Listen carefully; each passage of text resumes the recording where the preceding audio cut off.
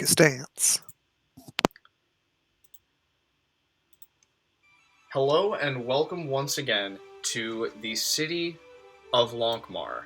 As always, I'm Judge Zed, aka Zacharias the Pious of House Lane, first of his name, former Lord of Give a Shit, Ashir, Harbinger of Sass, and Holy Prince of the Sea of Ashen, Lord of the Game. And today, that game is the only game whose maze craze plays for days in ways that will amaze days and set characters ablaze. Dungeon Crawl Classics, Lankhmar.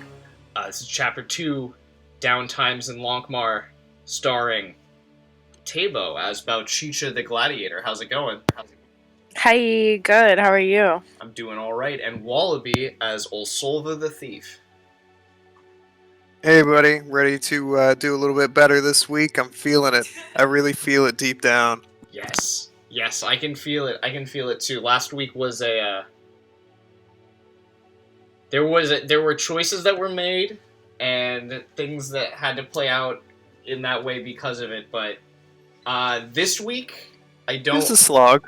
It was a bit of a slog, but I mean, I think the most important thing that we need to do now is figure out how much time is going to pass. That's going to be really important moving forward. So, I'm going to say that was the. I'm going to say, I don't think this is necessarily canon, but Nipwan has a lunar calendar in which the first day of each month is the day of the full moon, the day of the bat. So the day of the bat, that was it. That was the night, the night of the bat. The day of the bat is, we'll say today. So today's the day of the bat. It's the first day of the month of the eagle.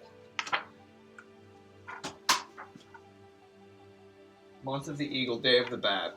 And you all are slinking back to the Rainbow Palace at dawn after having a very messy encounter at the Citadel of the Moon, the Temple of the Moon, where a moon-worshipping cult was set to do some sacrifices and some things, and you went in to steal the sacred sword that appears there, and unfortunately you were unable to retrieve that sword before their forces repelled you from their ziggurat. Yeah, look, it could have gone a little better, but we got swarmed there. Yeah, for a good long second. For a good little bit. Things didn't go quite as planned. But we learned a lot. We made some friends. Nobody died forever. Yeah. Nobody All the died way. forever all the way. However,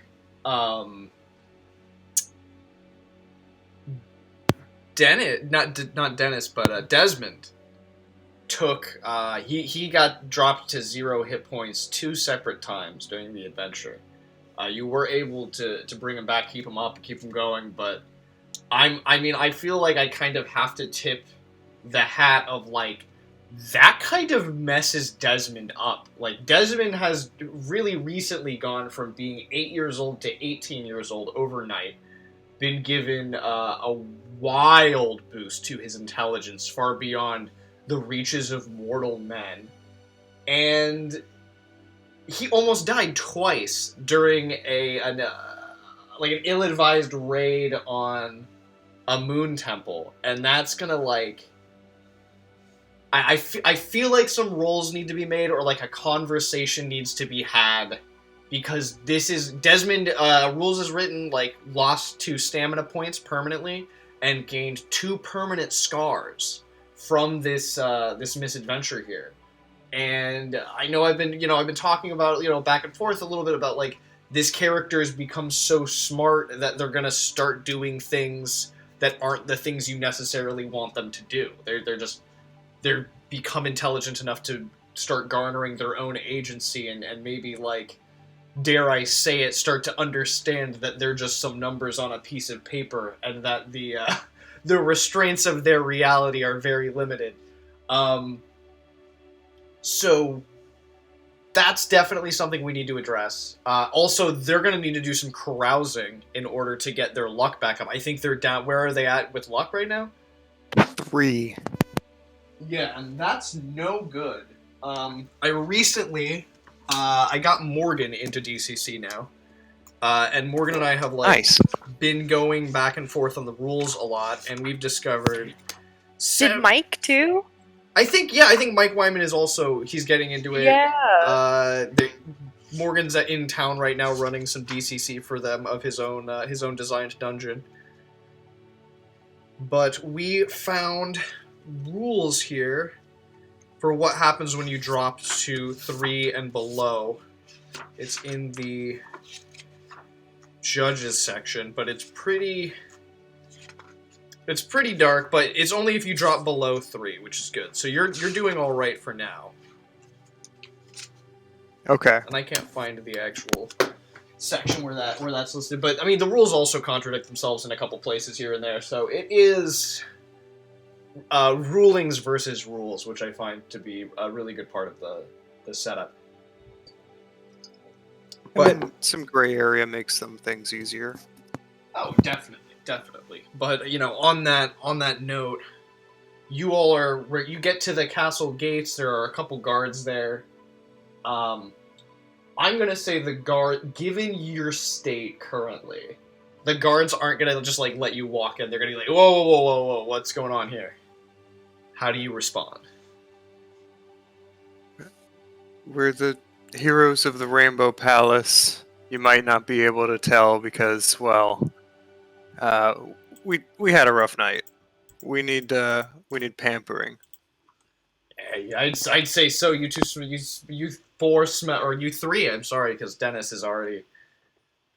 I'm gonna say, you know, Dennis probably got a good night's sleep, and Dennis is like, it's the early dawn. Dennis is up, and like He just have had like the best day. Yeah, he's got a stick, and he's like knocking a hoop, you know, around that the Rainbow Palace courtyard. Absolutely. Just Yes. cackling incessantly. And he's like, "Oh, hello!" And like, so they're like, "Oh, if Dennis is vouching for them, then they can clearly come into the palace." So, you all are getting welcomed into the palace. You can come in and you can get baths, since the most recent place that you were was a sewer. Can I call the first bath? Oh, I mean, I would assume that there's multiple A palace. tubs. Okay, Someone's cool. gonna carry at me. least 2 tubs. Yeah. Cool. I need one. I would say there's like a bath house kind of setup, since it's like semi-medieval times where you have this like not unlike like what we see in like anime, like Japanese bathhouses, where it's like it's communal bathing in like a large area, like a sauna kind of setup, so you all can get cleaned up and just get either started on your day or rest up, or however you want to do it. I don't know what all your hit A points big are looking crystal at. roof. Maybe prisms and rainbows all in the bathhouse. That's I like that. Yeah, we'll say that like it's under a dome of cut crystal, and like in the dawn, like the light that gets shined through is just like it's like a disco ball of like very slowly shifting prismatic colors like throughout.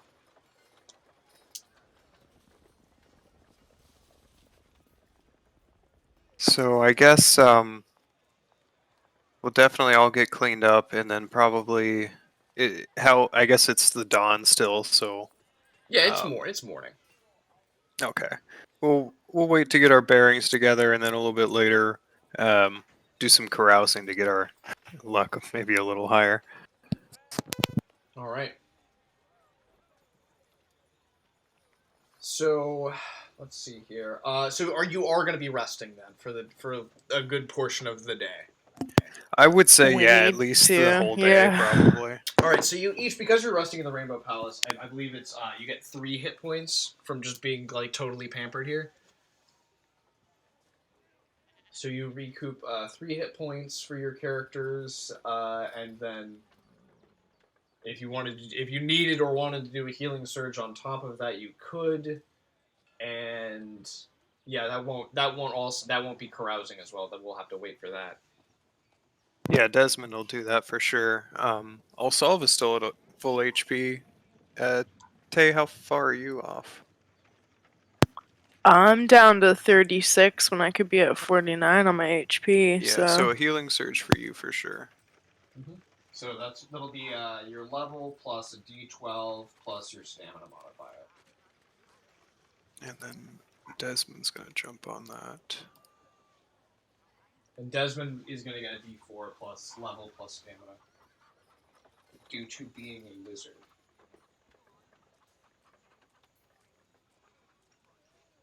Is this for me as well? Sorry. Yes, but about Chichi, you'll get a D12 because you're a warrior. Okay, so my level D12 plus my stamina bonus. Yes. Okay, cool.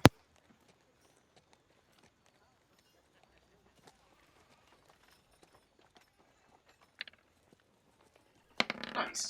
Ayo. Very cool.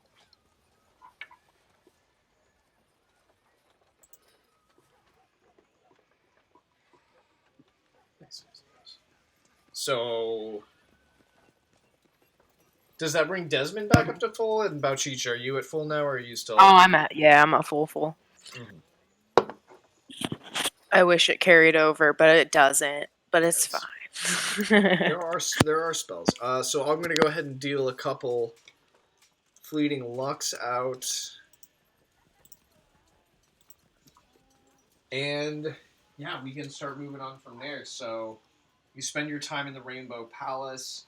We'll say that there are some delegates from some far off lands who are kind of like perusing, getting a tour of the castle grounds, and you bump into them a couple times during your just goings about. But once you get the smell of the sewers off of you, and you're all like pampered and perfumed, you walk freely about the Rainbow Palace. Somebody does corner you though, and he's got like a big sheet of paper and like some kind of writing utensil, and he introduces themselves as Ukahar. And they explain, like, oh yes, hello, I'm one of the royal scribes, Ukahar. I wanted to discuss the tract of land that you've received and what plans you may have for building on it. We have a few different possibilities here. There's several construction companies that are willing to put in labor, but we did want to discuss with you if you wanted to use some of the royal noble construction companies. Oh, do we get a discount for using said companies, or are they a little more fancy? They are, we'll say, some of the only construction companies capable of the large-scale masonry projects that would be required of adventurers such as yourselves. I mean, yeah, that sounds reasonable. I mean, how many other people are going to be capable of, doing such a big job? How fancy of a place are we looking to build? I mean, I don't think it's so much that it's fancy. I think just that it's, Oh, okay. you have to have a certain amount of capital to front a project like that. I don't know. So we're gonna, on that note, let's start crunching some of these numbers real fast. Since I've been dying to crack into an old book here, the DMGR2, the Castle Guidebook from AD&D. So it's a castle building guide that takes into account a lot of the things that you would really come to expect from advanced Dungeons and Dragons. I just need to write it real quick. Cool. Okay. So you are going to be. I'm going to figure this out. The construction site is going to be in the Lankhmar grain area where they grow a lot of their grain. So it is like decent, but that is the main resource that's there. Lankhmar, as we found out in the previous adventures, is a subtropical location with a almost year-round growing season, but they never see snow. You'll just never see it. It's too low of an elevation, too hot of a region. So that's going to give you a price modifier of 1.25. And that's going to go towards price and the time it takes to build. Next, we've got the geography. And let's see, it's not scrub, it's not dense forest, it's plains, which is going to be a modifier of 0.75.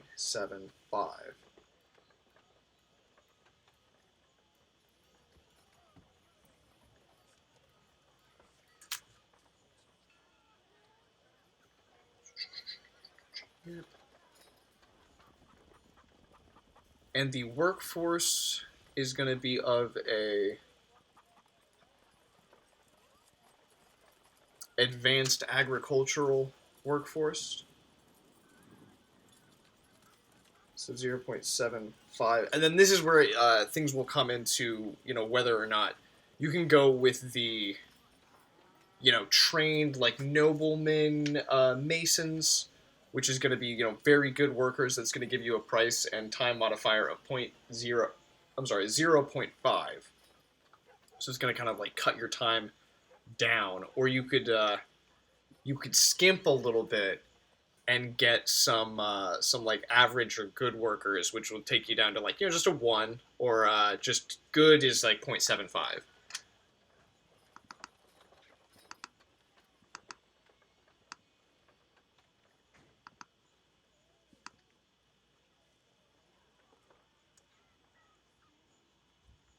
Morale will be average unless you decide to pay them more.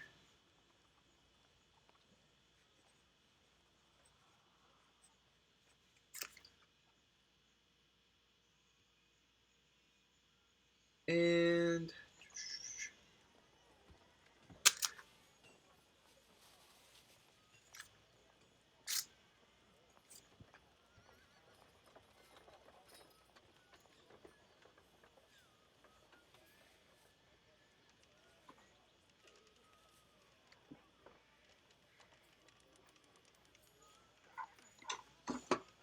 alright, so I'm going to come up with the production modifier now. So we have to multiply all of these together.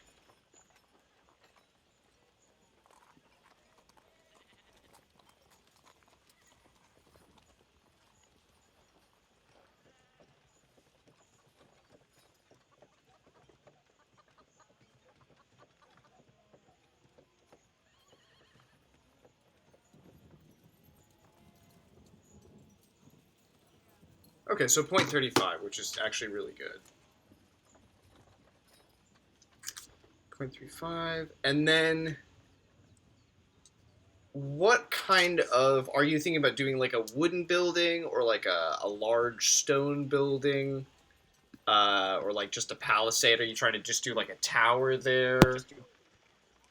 Do you want a moat or a channel, drawbridges, gatekeep, that What kind do of you stuff? think about like a Rohan style castle, like mostly wooden with like a big, kind of wooden wall or whatever built on a hill?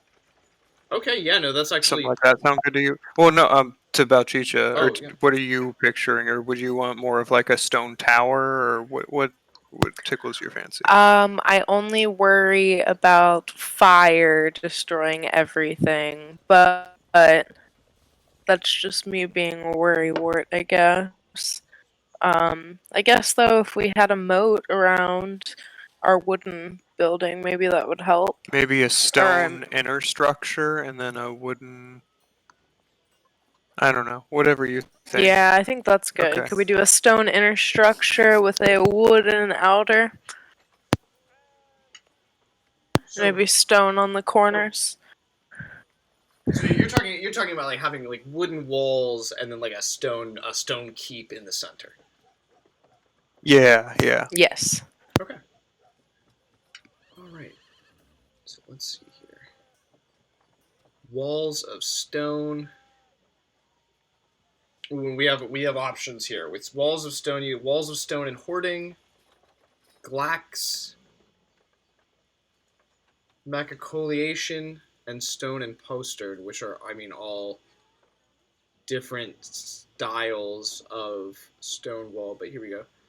Okay, no, yeah. Hoardings are wooden structures that are added to the top of a wall because they extend outward from the castle and have numerous holes in their undersides.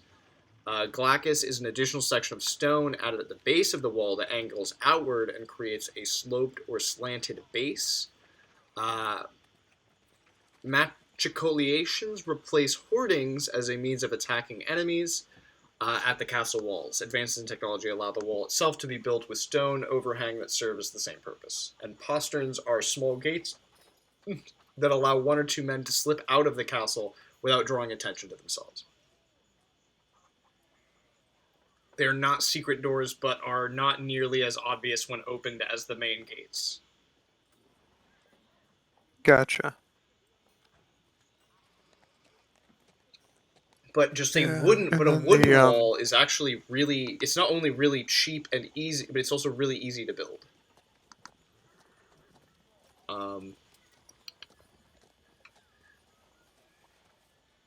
So is that the walls for like the keep that you're talking about, or are you talking stone like walls Outer that wall. that we could? Okay.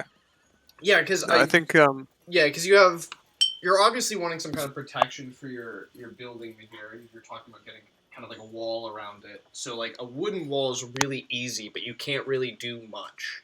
You know, it's just kind of like those fortress walls. You end up with like you'll have a gate, and then you'll have these really like cheap wooden walls that they're wooden. They're not impossible to scale, but you can make them difficult to scale. But you know you're also within the lands of Lankhmar, so you're not really expecting to have, and it's also just your house. You're not really expecting to have to repel an entire army, so that does make sense. And then it's also like the cheapest thing on here, other than like palisades are also really cheap. And Yeah, then you let's wanted just do the wooden yeah, walls. I think wooden walls will be totally Yeah. sufficient. It's just enough to mark the land, I suppose. Yeah.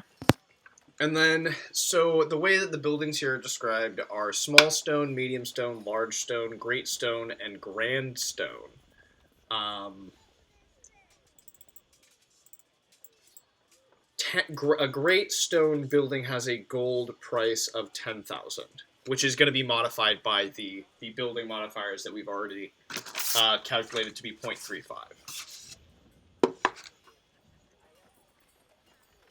A large stone is only about 4,500. Medium stone is 3,000, and small stone is 2,000. We have enough, I think, with all the treasure for large. Yeah, and then I found that that book that could lead us to some more gold. You know, once we're done working on things here. Yeah, right. And I mean, So I this is mean, kind we've of got big enough though. If for we can a have our down own. payment. Yeah, let's just blow our money on our house, which is a good investment for our future. All right, so great stone buildings are two-level affairs, standing 30 feet tall. Like other stone structures, their walls average 2 feet thick, more at the base, less at the top. Each of a great building's 2 floors has 1,800 square feet of surface area, usually with dimensions of 30 feet by 60 feet.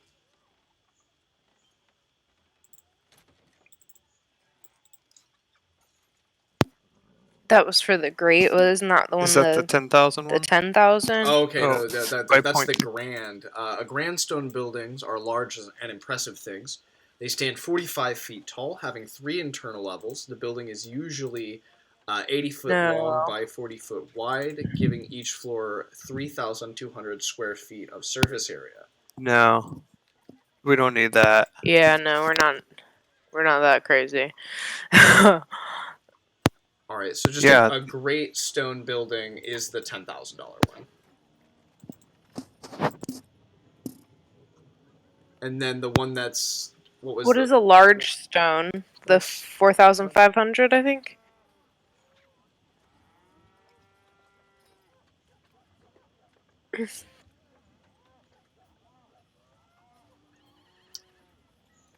Huh.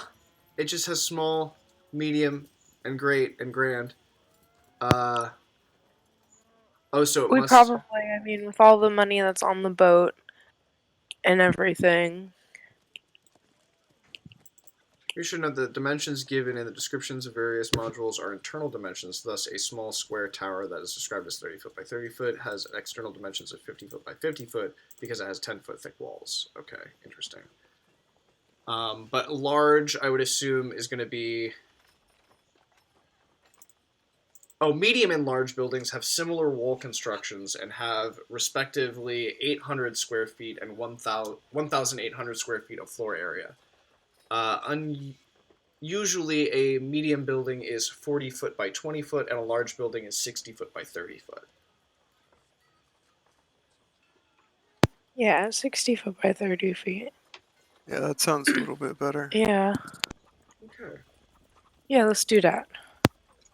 So a large stone structure. Yes. Say how thick the walls are on that one. The walls are going to be 2 feet thick.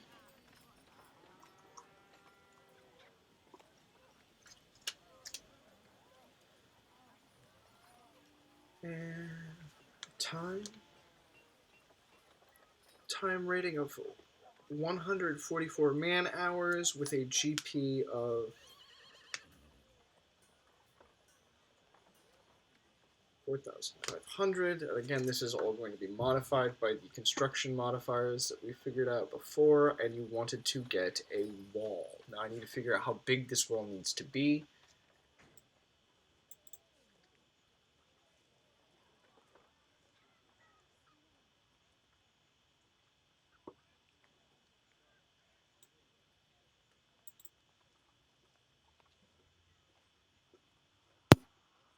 It's 80 foot by 50 foot. Okay. Around the area of the house. All right, and I assume you'll want a gate as well, correct? I mean, might as well. Seems silly not to have one. Yeah, a wall without a gate is unwelcoming. All right. Yeah, well, it's also it's escapable. Yeah, true. Can't get out? Alright, cool. All right, so you wanted 80 by what? For the walls? Sorry. I think 80 by 50, because I was just going by, like, the house is going to be 60 feet by 30 feet, and if we did 20... Maybe if we even did it 70 by 40, just 10 feet off of the place. Oh, the room's 60 by 30. I'm dumb. Oh yeah, with the 2 foot thick walls, what are the dimensions of the house? Yeah, it was... Oh, gotcha. Yeah, that's not that much different. So yeah, 80 by 50 should be sufficient. Okay. 80 by 50, and wooden sections of walls are 10 feet long. This is about 3 inches thick here. So it won't be like full, like what you think of like a fortress with like the sharpened like tree. Here, yeah. Yeah, I don't. More like a thick fence. More like a very thick fence, yes. Which is not terrible either. It's still gonna give you. It's a 10-foot fence also. We can have grazing animals and stuff without them running away and stuff. Anyway. Yeah, that's it. Okay, so you're gonna need 13 units of wall. And that is going to be it looks like, yep, 13 man hours and 5 times 13 gold pieces. 65. Drop in the bucket compared to the mansion. Okay.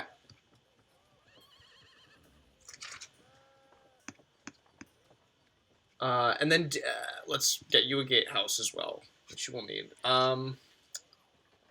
Probably a lesser gatekeep. I assume you don't want like a moat or a drawbridge or anything. No, just the bare bones. You know, as long as it looks nice, not like the cheapest. Gatekeep permits defenders of the castle to confront attackers before they reach the main gates themselves. Oh, that's okay. That's different. Interesting.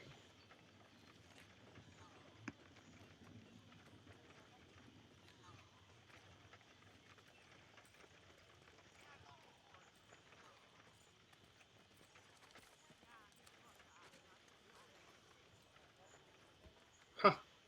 All right. Well, I was wrong about what a gatekeep was. Now I know. You're kind of popcorny. How's your connection?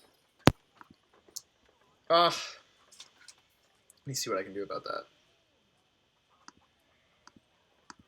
Right, it sounds better immediately that I say that. Thanks, Yeah, internet. yeah. Love you. It's kind of weird. So we'll just. What I'm gonna do here is I'll just include. We'll say that it's similar in design to, the material you would have used for a wall. You end up using as like a little gatehouse there. So there is a way to like open the gates, let people in and out. Let's figure.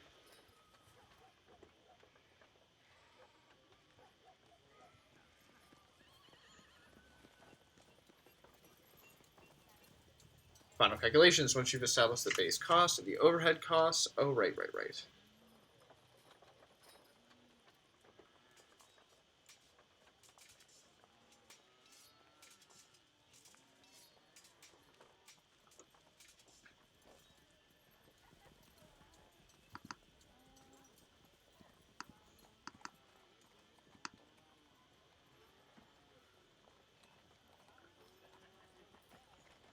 Okay.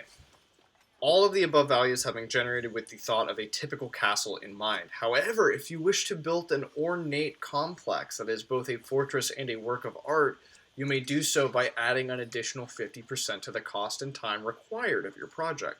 Such structures as this are rare in the extreme, of course, and are usually reserved for the seat of a great king or mighty sorcerer. Lesser structures, like wooden buildings or freestanding towers, can be made ornate in a similar fashion. Further, it's possible to have part of the castle be ornate. The main keep is an obvious choice, while the curtain walls and outer defenses are more structural. To do this, just add in an increased cost and time to the specific module being selected. So, did you want to do that? I mean, want, sure, but Right. I don't know. Or Can you want could one create a Spartan castle or Spartan complex, which is actually going to cost 25% less to build and require 25% less time.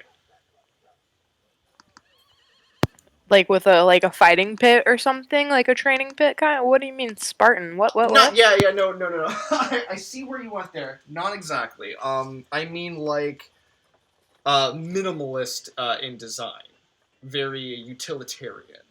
Uh, medieval. We need a little pizzazz. A little pizzazz. There we go. Finally, the overhead costs are assumed to include a great many things that are not detailed in the system. Overhead includes time spent recruiting and training workers, obtaining food and housing for the labor force, and filling the castle with furniture and the like when the project is finished. For the sake of simplicity, overhead is always assumed to add an additional 10% to the castle cost and time. Thus, a castle that blah blah blah blah examples. So, we're going to go ahead and add 10% here. Do my little calculations. Pretty simple. Can train my child army to take care of it. Actually, maybe. There are ways that we can offset the total amount of overhead through heroic level characters and just already having a workforce. I mean, they are children. It's Olsolva's Thieves School. Olsolva's Thieves School, where you just build a house for Olsolva. That sounds like church camp. When I went to church camp. No. Have the kids I teach them how to steal, and then they come furniture. back and give Olsolva, a little piece. Steal some furniture. I love the idea of stealing all the furniture for the keep.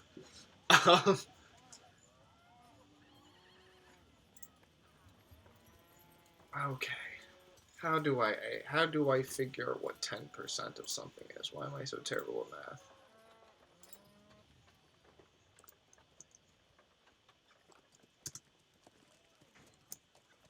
Like multiply 0.10. I think you're right. What? 15.7. Oh, well, yeah, that actually makes sense now. Okay.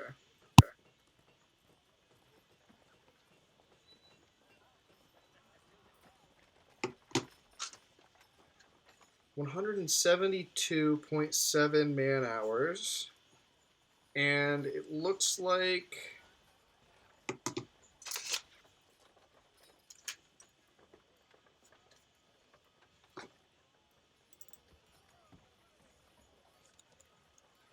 it's gonna be somewhere around 5,000 gold. You all do have that, right? More or less.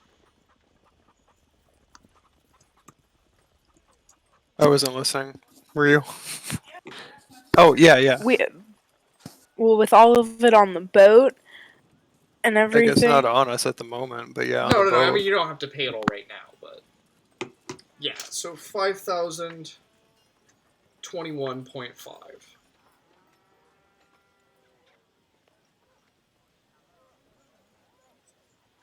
And then we get to we're gonna actually modify this further.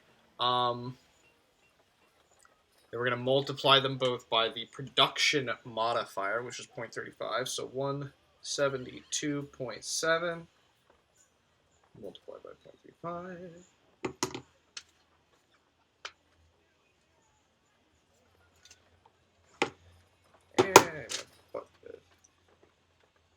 So, because of the favorable conditions that this region of the world has, you're actually going to save a good bit of time and money. Yes, ooh, quite a bit. Wow. So going through the proper channels and not using child labor, you're going to save almost 3,000 gold. And your final, it's going to take 60 hours to build, and it's going to cost you 1,757 and a half gold pieces rather than 5,000. Nice. Not bad at all. So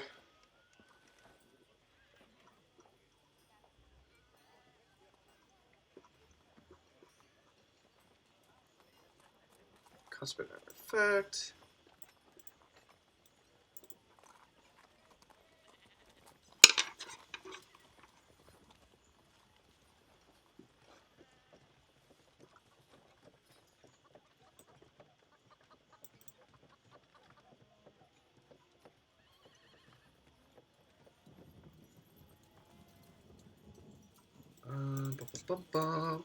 Finally, we got to figure out how many months it's actually going to take. I'm going to say that with,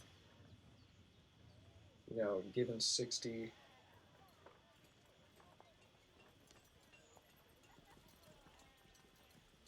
Yep. So only about a month. Only about a month of labor to put together. We can do like a random event for that. But I would say that like plotting all of this out does take you like the better part of the day. But you do plan out what is it going to be like your own place to live, and then you can fill it out with.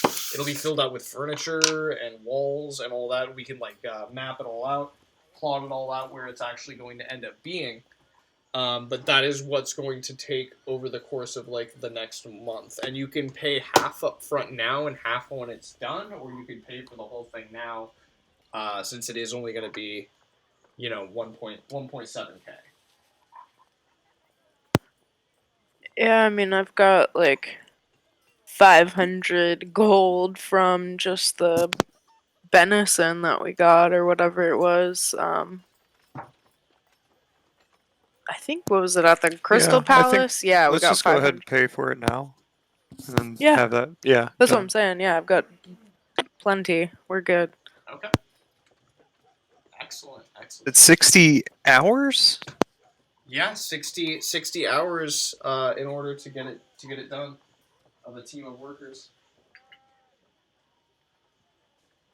Because you're in a really good region.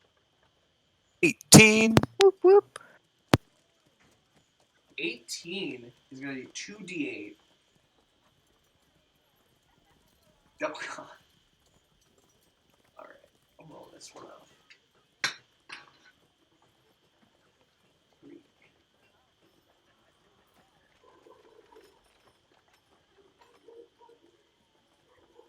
Ugh, okay.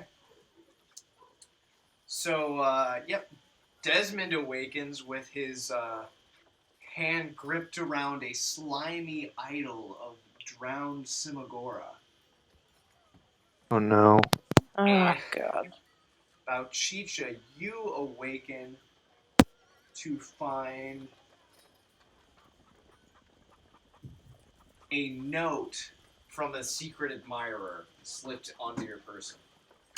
Ooh, I'm kind of into that. Okay. And I told you how much luck you get, right?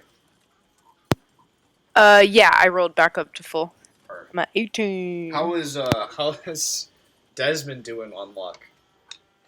Not terrible. He's at 13. Okay, that's not the worst. And they've got an idol of drowned Simagora, which is terrifying. That's cool. So what? You know, he is too. That's a day. We'll say that's another day that has gone past. That was the day of the bat. Now I believe it is the day of the catamount.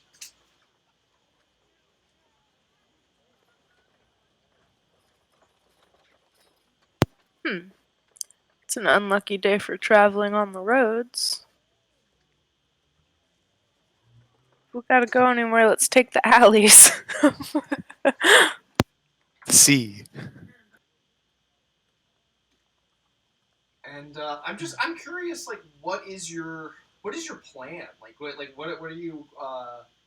are you going to do next? Are you still jet set on trying to get Siglin back through raiding the Moon Ziggurat, or are you gonna lay low from the Moon Cult for a little while? See, that's where I was wanting to think too. Like, we could either go back and attempt to steal a sword again, or there's other parts of this that we need to do. We could move on to one of the other quests and come back to it. What do you think? I mean, I feel like we just did all of that work and whatnot. They Yeah, I mean, we probably know where it won't is. be expecting us to come back the night after, because that's just Well, it's ridiculous. been a lot of time now. No. No, It's it's only been been 2 one nights. day. Yeah, it's only been It's a one, day. yeah, 1 day. Oh. Yeah. So I mean, that might be, if they're still tired out from last night and everything, we might have the upper hand, but They may have moved the sword because our attempt on it too. I don't know. I feel like that was like the special sword place. So I guess feel maybe we could go in and just finish out what we left off. I don't know. it's gonna be harder because it's not the ritual. I guess we could find some masks somewhere else. I don't know. Oh, that's right. It's not the. I mean, we do know how to get in there through the sewer. that's true. Yeah, that's But right. the only problem is we went through that one chamber. We should explore the rest of it, because we didn't go through that one place that we didn't explore. We went through the chamber and they saw us, which was the stupid thing. That's what he had said. Like, if we just walked in there and they saw us, like, oh. Yeah, down it's through those people the who are the supposed to be gate dead. turners. Well, I think Yeah. a lot of it also had to do with, like, Bauchicha and Desmond I were was supposed to be dead. and Yeah. Bauchicha was still disguised as someone who had their throat slit. Yeah, so I guess we could attempt to disguise ourselves better before we go in, and maybe just do you and me and do a Yeah, I kind don't of want to bring sneak and run. Dennis again. And did I dish out experience for that last week? Oh, no, I yeah, don't we think we did do that. All right, so let's do that now. So right here. people made it through some pretty deadly encounters.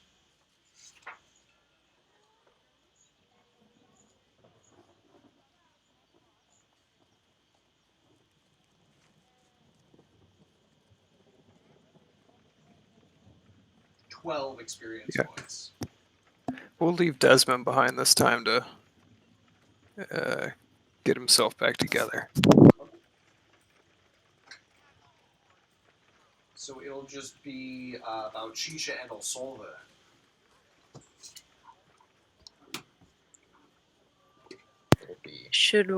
Are there any people maybe at the palace, or do we just not want to involve anyone? Just get it done? There are men-at-arms.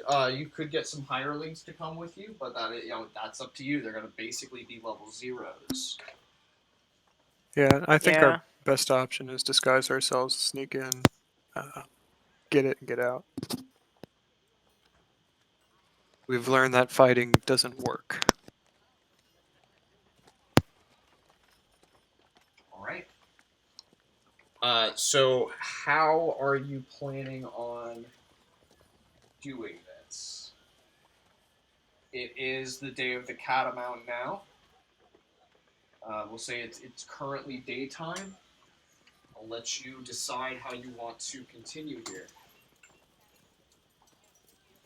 Daytime's usually when the temple's not as busy, right? That's not when all the ceremonies are going on because it's the Temple of the Moon. Does that make sense or no? It does make sense.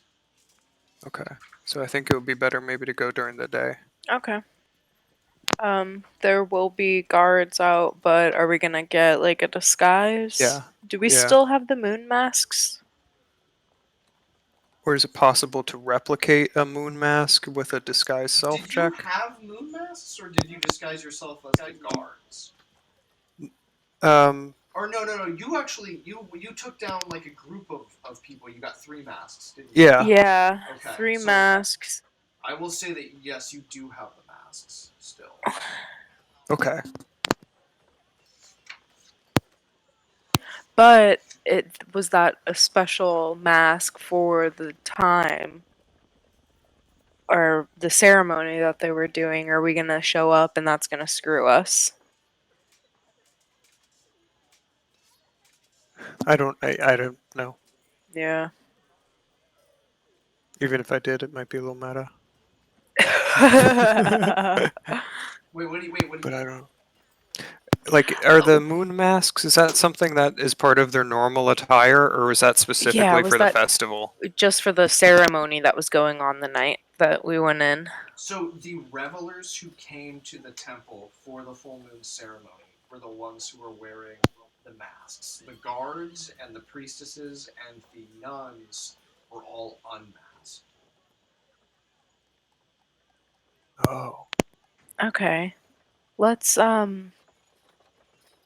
let's go in then as a guard again or whatever.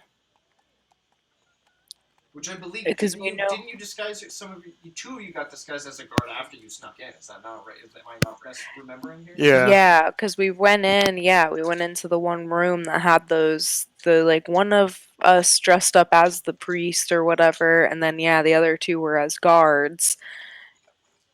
So I guess we could potentially still have those outfits and use them to get back. Yeah, let's do that and go in. Okay.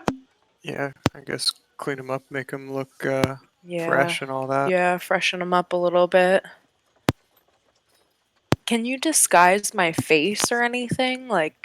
Or disguise faces to make us not look, like the same people that they just saw? I mean, makeup is a thing, but I guess it would depend on how I roll.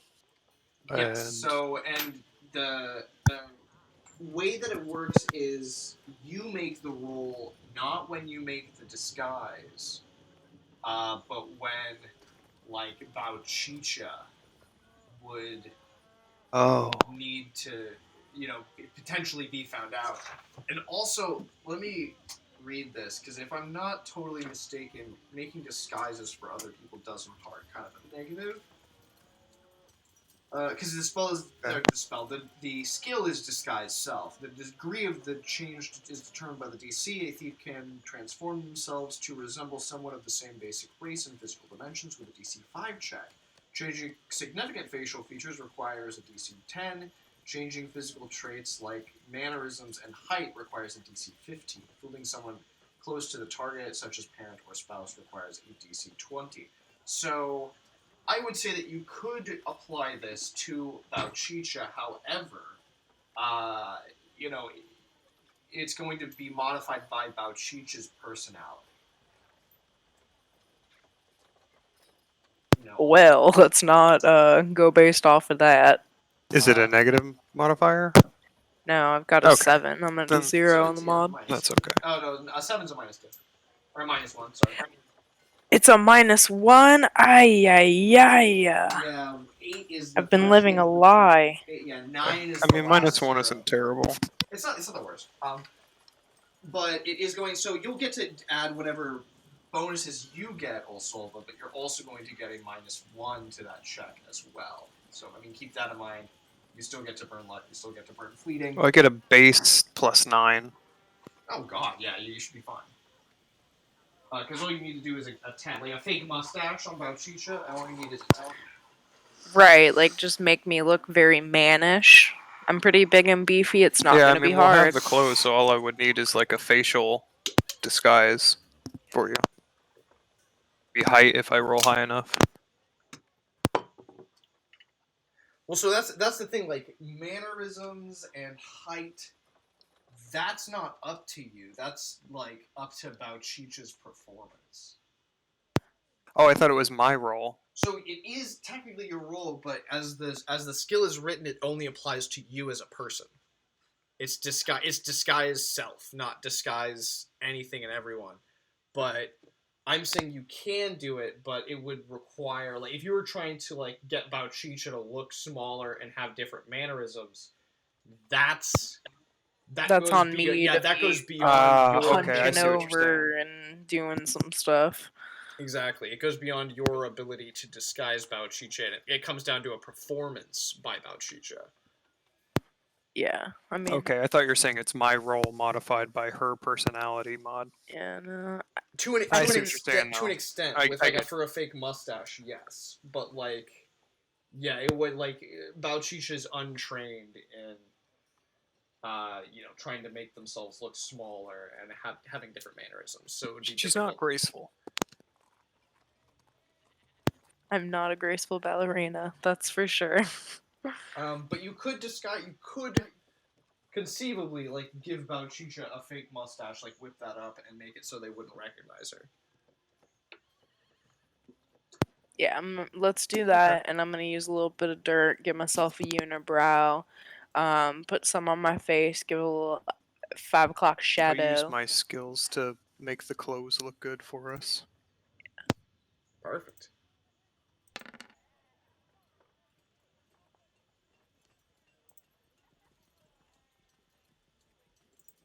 I'm going to clean up and repopulate the Temple of the Moon real quick from where we last left it. No, I suppose we'll wait for mid-afternoon and hit the sewer? Not a bad idea.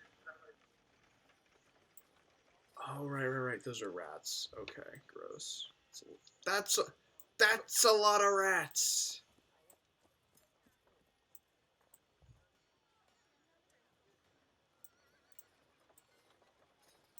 You all did not leave many of them alive, I will say that.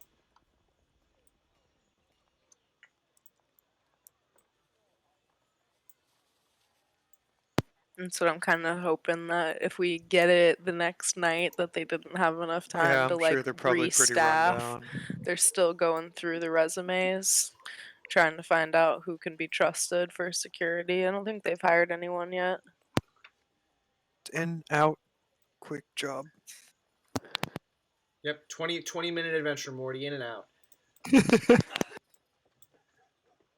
Alright, so you're in the sewers now. And you're heading to, the place where you were expecting to get into this temple, and you come across. I will just, you're right. Let me scoot. Can I scoot the camera down here? There we go. You're all down there in the corner, in the sewer, and the sight that you come across, like you're like, we're pretty sure this is the place, but you're having to yell to hear each other. It is so loud here, and like the waterway ahead of you is almost clogged by like frothing white water rapids. It looks like, and the squeaking is completely deafening. As you get closer, you realize that they've been dumping the bodies down here in the sewers and letting the rats deal with them. But you killed almost 10 people last time you were here, and they've just about clogged the sewer with corpses, and now the rats are almost completely overrunning it. So climbing here is going to be a bit more difficult than last time, but I will let you all deal with that as you will. I think the grappling hook may be better than trying to go up the walls. Yeah, can we throw it and try and get it up to the grate and just... I don't want to deal with bodies and rats yet. Alright, can I get a luck check for both of you?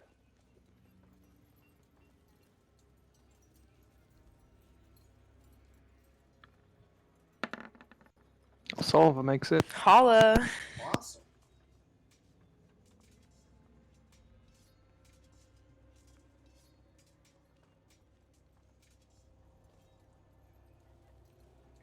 Chicha? I made it. Oh, I didn't see the dice roll. Sorry, yeah. Oh. Okay, cool. Everyone. Oh, what's you're at? How much luck are you at? I'm at 18. I'm at full. Ooh, okay, so you just barely got it there. Okay. With a 17 on the roll. Okay, so yes, give me an agility check, and we can say that you can secure that rope and get up there. Desmond's not with you.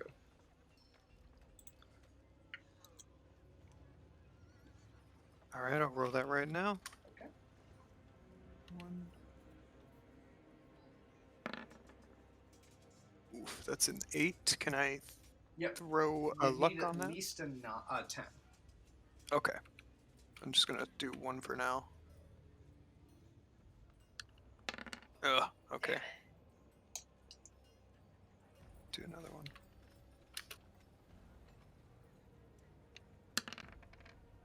Oh, come on. Oh, wait. You got it, yeah. Yeah, there we go. Here's my coins. Thank you. I will gobble those up. Nom, nom, nom, nom, nom. You managed to get up to the top. And I will say that Bauchicha, you're able to get up there as well with those luck checks. You managed to get past those rats. And you kind of like climb up over the body. You kids, no, some of the rats try to climb on you. You just like kick them off. These rats are much more interested with the easy meal of these 10 corpses than with you two. And you're able to get up into this lower level here of the temple, which I will describe once more.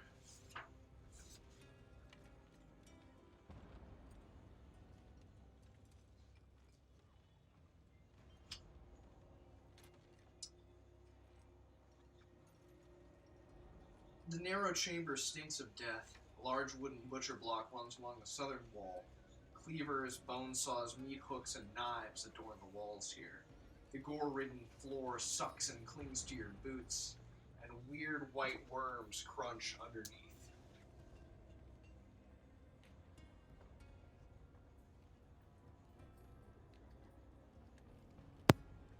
Do you think we can't hear anybody maybe coming? We can try and scoot up the stairs? Yeah, the Murky Passageway reveals the stone stairs that climb the west wall, rising into darkness.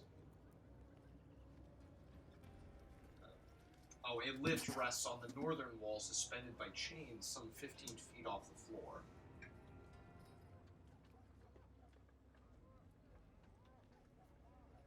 So, you can go up those stairs, we'll say, and you can get to the get to the top there if that's where you're trying to go from here. And I will let you decide where you want to go. I just need another luck check. I guess I'll go first and sneak silently once we... Well, if we make it past this one.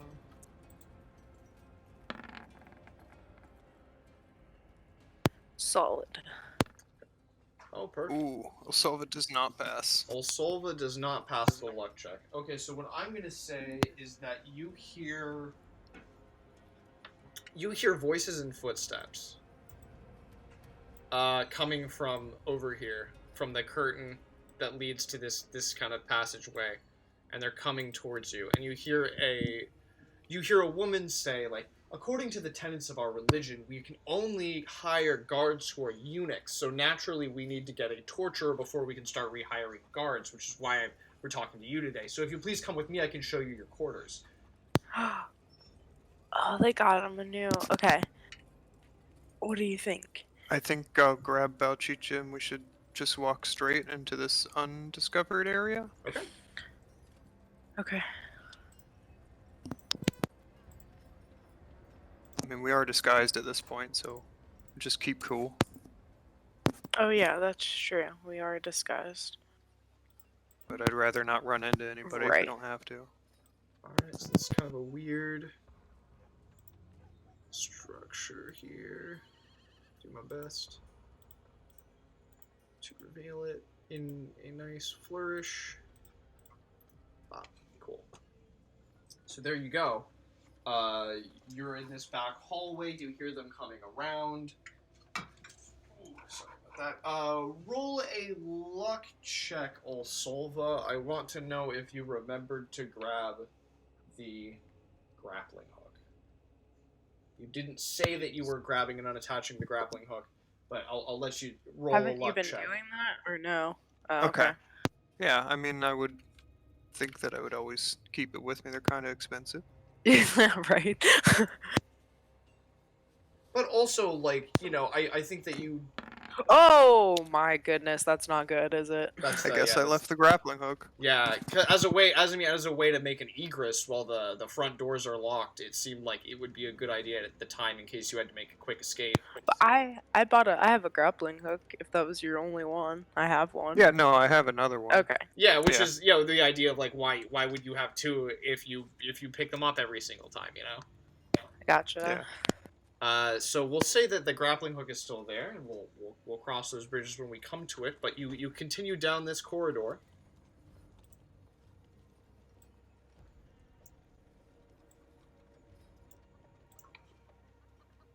Oh shit. Oh, that's the door. Yeah, that's A right back small where we were. vaulted chamber is filled with crates, casks. Oh, I'm sorry.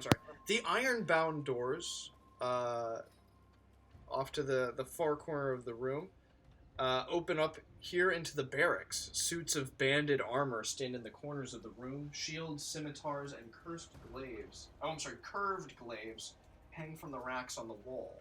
Sleeping mats are arrayed throughout. However, they are unoccupied as of currently.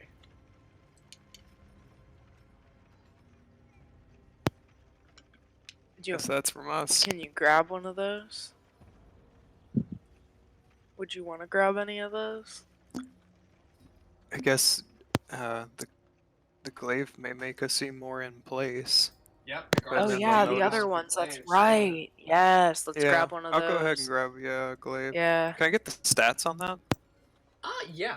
The glaive is a pole arm that does a D10 damage. It's got a 5-foot reach. Does it say it has a 5-foot reach? No, it doesn't. I say it does, and unfortunately, Okay. I'm also going to say that wielding a two-handed weapon like this means you have to roll a D16 on initiative. Okay. I mean, hopefully I don't have to. It's mainly just for the disguise. Perfect. And you've got two doors, two like open portals, I'll say here and here, as well as those banded iron doors here.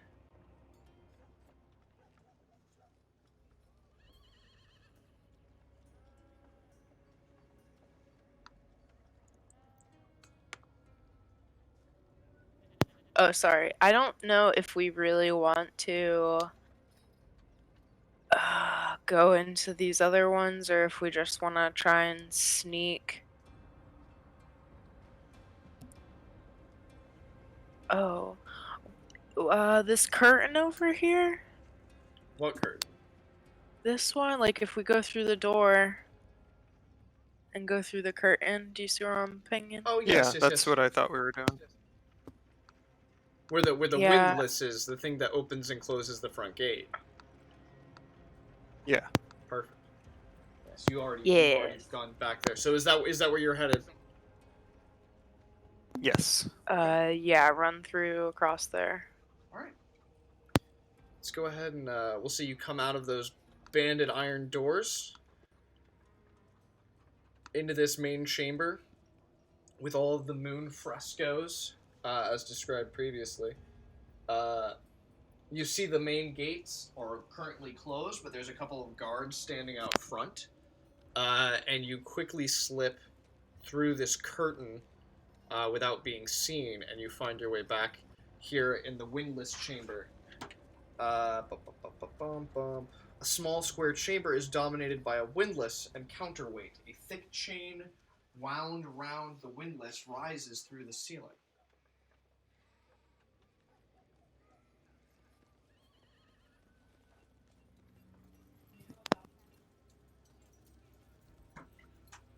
I'll go ahead and search the room. Okay. Describe to me how you're searching the room. Where are you looking at specifically? What are you looking for? I guess mainly, are there any tapestries on the wall in this room? No. Like you're looking at the walls, yeah? Yeah. On the western wall, you find a narrow slot that is cut between the basalt blocks. It looks like it's just wide enough to stick your hand in. A narrow slot. Okay. Can I check for traps? Yes.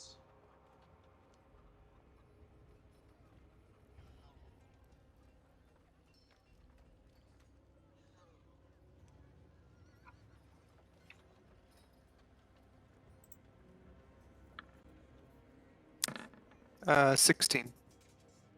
Okay, yeah, you don't discover any traps. Just this kind of like slot that you can reach your hand in. Then yeah.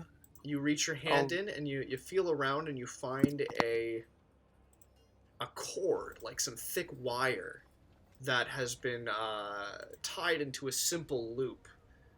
You can feel it with your fingers dangling in there. What do you do? I pull it.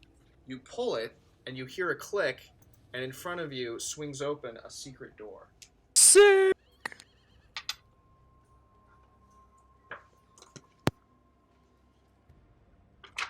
All right, and the secret door leads you to Oh my god, that's the other room. a chamber that has Yeah. an arched ceiling, some 20 feet in height. The floor is polished white stone with winding veins of crimson. Deep purple tapestries hang on every wall, embroidered with black, gold, and silver threads. A lavish bed rests at the back of the chamber, hung with silken sheets, satin pillows, and the white fur of some great polar beast. A meditation pillow rests before a simple shrine, a polished marble crescent depicting the gibbous moon.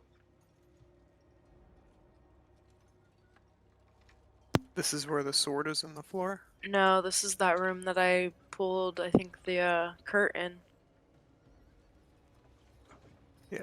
Yeah, this is where they came and put the sword in that tablet in the floor, right? No, this isn't. This is the. There's another room that has like the box and something else, but no, this is the back room that goes around to. Because I took the curtain.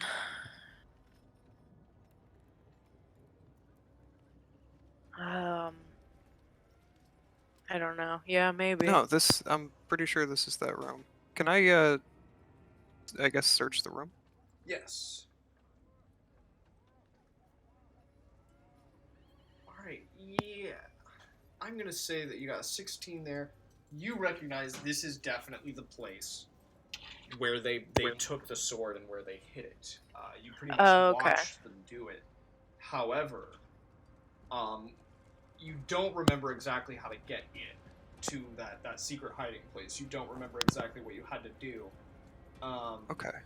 So if you Oh, this is where I got caught. I was hiding on the other side of the bed, and they saw me. That's right. the marble crescent is set upon an iron plate.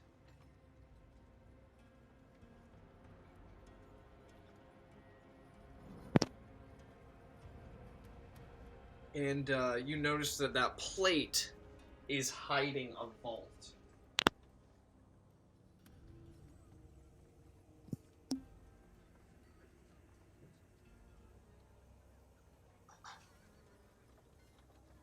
So should I roll or? Yeah, they did something. I remember. I just don't remember specifically what.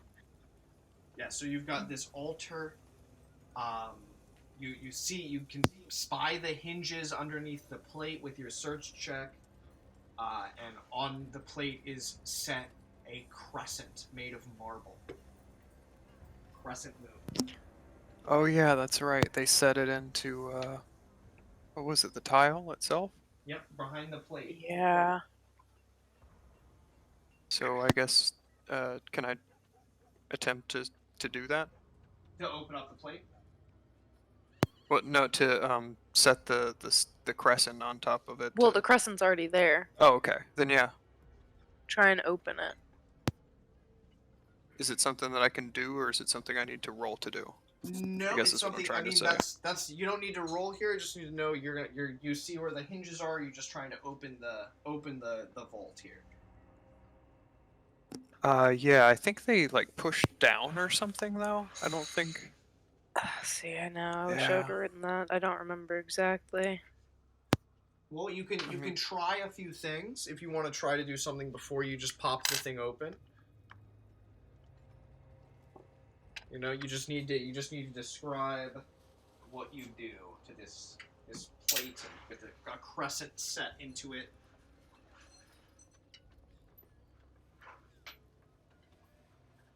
I guess take the crescent out.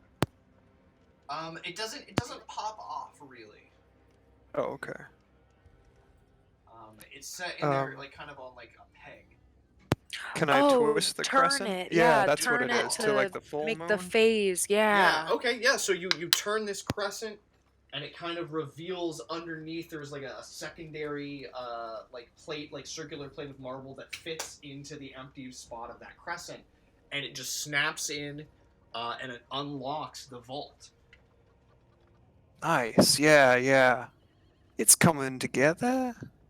Inside, there is a polished wooden sword stand, two simple copper coffers, and the enchanted sword that you seek. However, you notice something about this sword that is different than it was on the night of the full moon.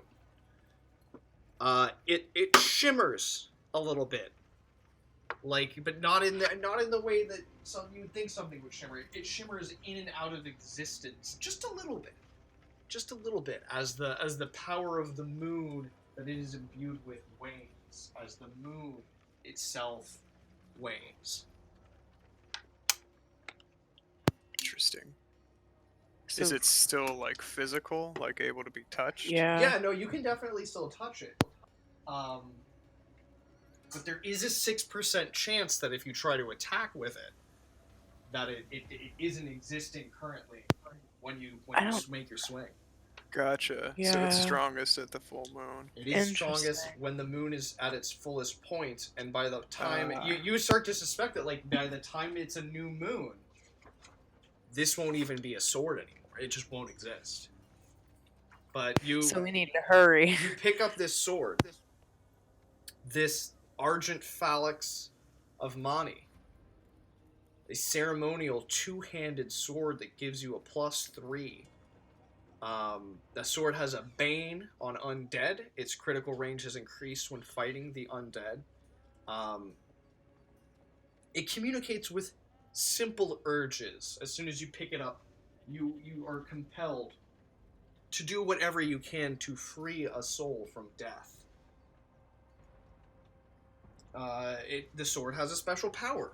Resist death. You get a +5 bonus to recover the body checks while using this sword. Spell-like abilities. This sword casts spells as a level 3 caster, so a d20 +3 plus the wielder's personality modifier. The sword can bless once per day, detect undead 3 times a day, turn undead once a day. And it appears on the full moon and slowly fades from existence, vanishing completely by the new moon. But it is now in your possession, and roll a luck check.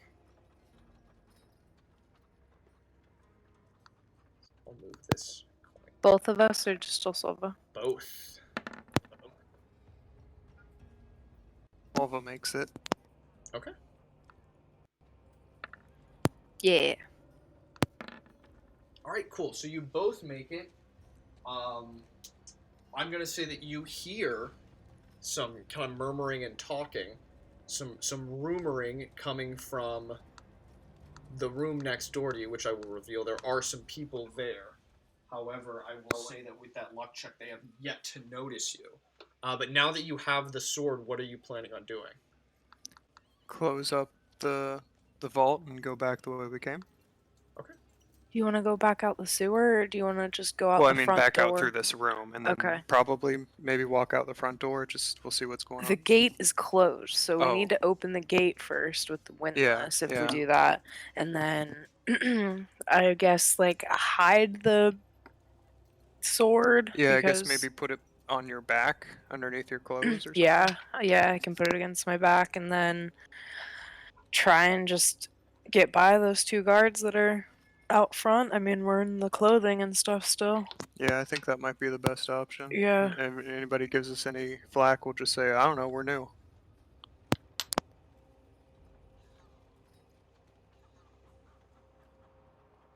Okay.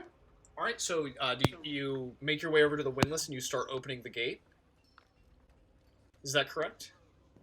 Yes. After we close up the After you the close vault up and the vault, door yep. behind us and all that. Yeah, we're gonna close the vault and then close that secret door. Yep, close the secret door, and then you go over to the windlass and you start opening it up. I'll say that you're able to do that within a 10-minute turn. Go ahead and make another luck check, though.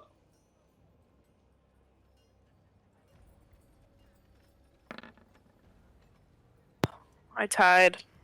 Ooh, and I'll I did not make it. Okay.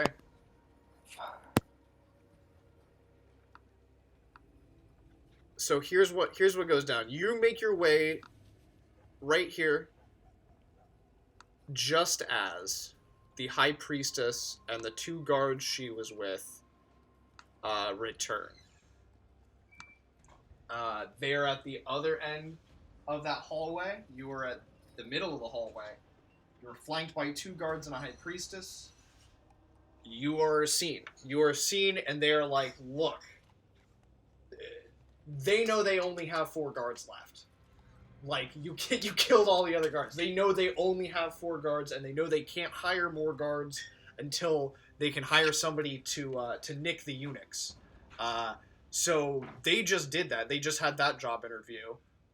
She discovered that there was a grappling hook hanging from the sewer grate, which is not a good sign. This piqued her suspicion. The interview did go well, so the new torture slash... Well, that's good. Good. Dr. Barber guy is he's out. He's awesome. He's not here, but the 4 guards and the High Priestess are here, and I will need you all to roll initiative.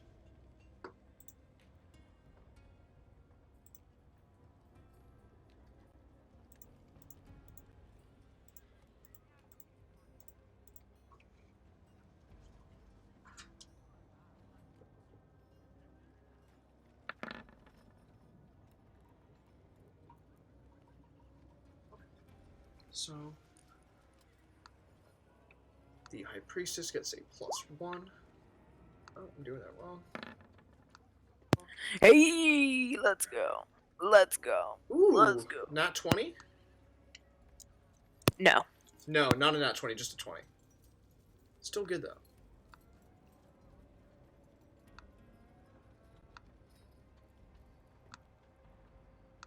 Those 2 turns, and these 2 turns, and then I'm just going to roll a bunch of d20s here behind my DM screen. My secret DM screen. Oof.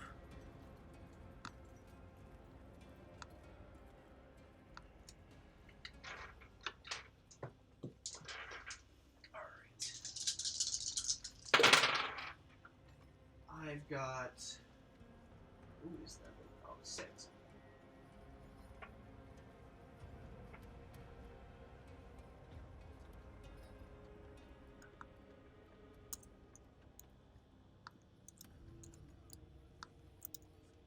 Well, that's 6.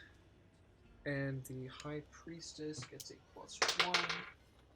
And so she's at a 6. Okay. Alright, descending, and Bauchicha, you're going to go first, followed by 3 guards, then Osolva, 1 more guard, and the High Priestess.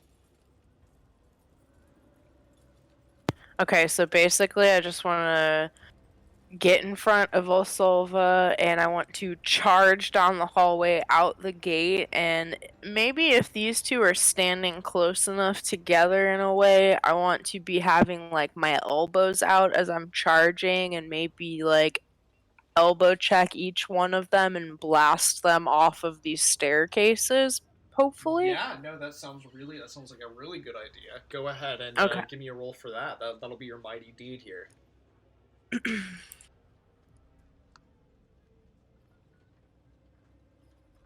And I got that other extra one, right? That's a 21 all day. 21 all day does hit. You don't get the mighty deed. You only got a 2 on that, so you're not going to knock them off. But I will say that you can body check one of them with that attack. Okay. We'll call it an opposed strength check that they mathematically can't really beat, but with a nat 20 they will. We'll see what they can do here. That's a 6. No, you're gonna knock. You knock one of them down. We'll say a couple flights of stairs. You get a D3 plus 2d6. And this is the one you knock down the stairs.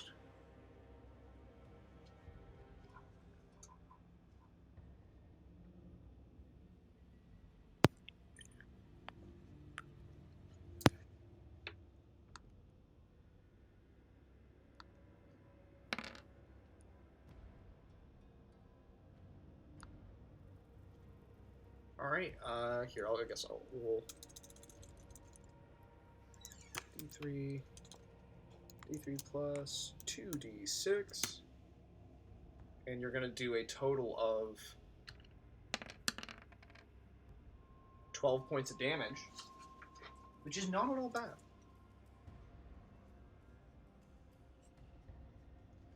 They're still alive, though, but they did take a tumble down the stairs. You're up there at the top, and I'm going to go with... Who is... Yeah, 18... Who are these?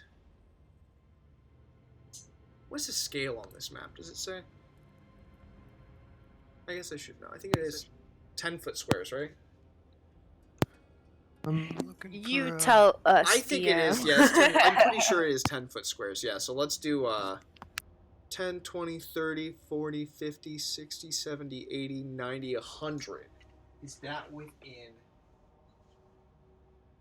Ooh, it is medium distance here. So this is going to be a medium fire with a -2 to the crossbow. As Osolva's going to get shot at with a crossbow. It's D20 -2 plus anything. channeling my inner Keanu. Here we go. Crossbow bolt flies down the hallway. Oh my god! Okay, all right. That's actually pretty dicey. He should have tied them shoes. Yeah. You shoot the other guard? Let me take a look. We'll see what happens. How unfortunate. Ooh.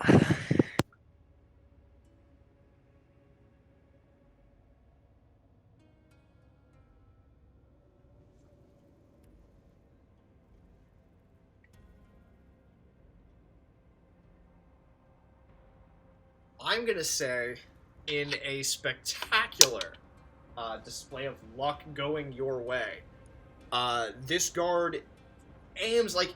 Also, you look over your shoulder to see this dude, like, you just look... All you see is his the whites of his eyes as he, like, aims down the sights of his crossbow. And the High Priestess is like, get it! Like, it startles him for a second, and he drops his crossbow, and it misfires, and it shoots him in the chest. He takes 3 points of damage from that, as he's, like, blasted with his own crossbow bolt. And I'm gonna say, just out of sheer embarrassment from messing up that bad in front of, you know, his boss, basically, he's gonna be out of combat for definitely like at least the next round, and we'll see how it goes from there. He wants to throw himself off the edge of that pit back there. Maybe, but he's gonna dig. He's gonna try to dig that crossbow bolt out. The other guard next to them actually does get a 10, but I don't think a 10 breaks your armor class, does it, Olsolva? It does not. So I will say that this one, it whizzes past your head and embeds itself into one of the torches hanging from a sconce here on the wall in this chamber. And you'll feel the wind as it whizzes past your ear. There's still one more guard who gets to go, and I believe it is one of the guards here. But is it the guard that Bauchicha? It is the guard Bauchicha knocked down the stairs, and they're going to use their movement to stand Let's go. And then they're gonna try to shoot Bauchicha with a crossbow from the lower part of the stairs. Does a 17 break your armor class? Does not. It does not. Okay, so I'm gonna say that was still high enough. It hits you, but some combination of being deflected by the studs in your studded leather armor and just embedding itself like in between the layers of leather. Like, it doesn't actually cause you any damage, but it does kind of like stick out of your arm a little bit. Like, it looks like you got hit, but it just kind of like embeds itself in your armor. Ooh, I'm gonna play on that. Like, oh no, My personality sucks, so like I'm trying, but ow. I mean, it's a crossbow bolt sticking out of Bauchicha, so it's really like a toothpick that like landed in a lion's fur. Like, it's not. They're just like, the dude's like, oh, I fucked up. Oh no, I just made her mad. Like, but Olsolva, it's your turn. What are you gonna do? I guess I'm going to run down this way as well, and attempt to push this guard over here off as well. I'll call it an opposed strength attack if you want to add 2 because you're charging. Yeah, like not down the stairs, but off the side. Off the side. Okay, all right.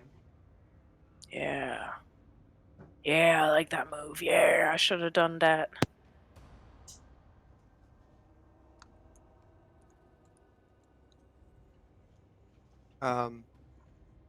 Strength, you said, right? Yep. Maybe I can... No, we'll just go with that. That's actually a +2. Okay. Come on. And you are charging, correct? Yes. Okay.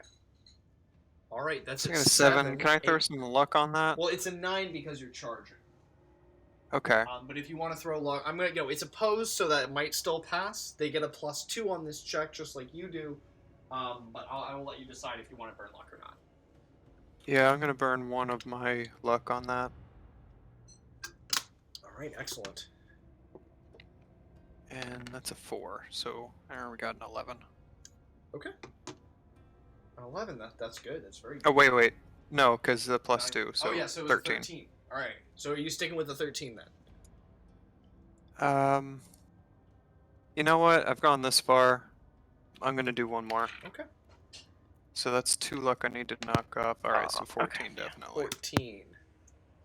And they get a resistance check of 12, which looks like you do it. You're going to knock them off of the side. They're no longer on the stairs. It's going to be really hard for them to get back up, and that's definitely going to do at least a d6 damage, but I'll throw on a d3 as well for your... That's a melee strike from you. Looks like 5 damage all day. Not incredible, but still pretty good. Enough to get him out of the way. We're just looking to book it. Yeah, we're kind of he's just trying to He's book. not getting back up from where he's at currently. It is his turn now. He's going to use his movement to stand up. And honestly, from their current location, they don't have a good view. But they are going to try to get into a position to get a good view. Like over here, if they can maybe see you as you come down the stairs. But that's going to be... We'll cross that bridge when we come to it. It's now the priestess's turn. And she's probably really unhappy about how this has gone for her. And we'll use some of her magic here. Okay. Gross. I love it. Get your will saves ready. Here comes a word of command. Page 268. Word of command. The cleric speaks a powerful word that carries with it the commanding will of his or her deity. Creatures hearing the word are bound to obey. The word must be a single word, which must describe an action. For example, go, attack, retreat, speak, swim, grovel, silence, and so on. The command word here will be stop. The command is interpreted by the creature's natural thought processes. Issuing an attack command to an herbivore may have a different response than to a carnivore. Word of command cannot be longer in length than a single word and may be subject to misinterpretation. If the command is completely contrary to a creature's natural instinct, it receives a +4 bonus to its will save to resist. For example, commanding a desert lizard to swim, or any command of, quote, suicide. So you're going to hear the word... So we +4 then? Yeah, I'm going to say you got a +4 to this, unfortunately. But that's not going to stop this cleric from attempting it. Alright. They got to get at least a 12. It is going to be the word stop resounds with a booming echo. And what kind of bonus do they get to their spell checks here? The abbot receives a +5. Spell checks +5. Okay. So here we go. This is going to be what the DC is to resist. D20 +5. A 15 is the basic result. Cleric speaks a word to a target within 30 feet. If the creature fails its save, it must obey the command to a number of rounds equal 1d6 plus caster level. So because of the nature of this attack here, I'm gonna need to do something and move this character way up to that 30-foot range.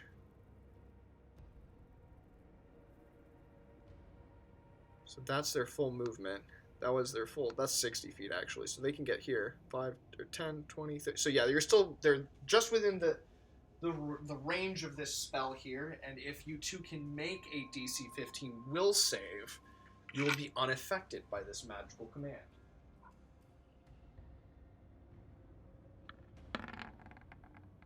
Ooh, that's a 14.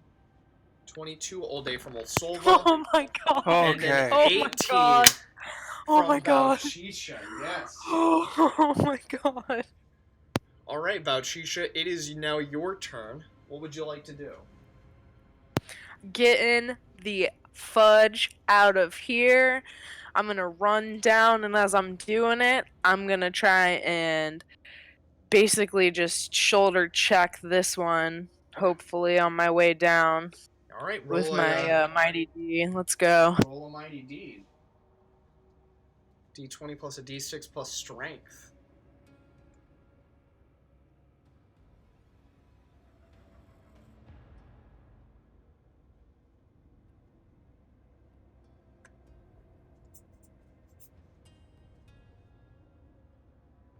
Is it just my strength mod that I'm adding to that, or do I add everything else? Just your strength mod. Yeah, you're not using a favored weapon here.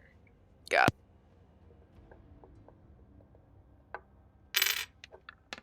Oh my There we go. goodness. There's a nat 20. There's a nat 20 there.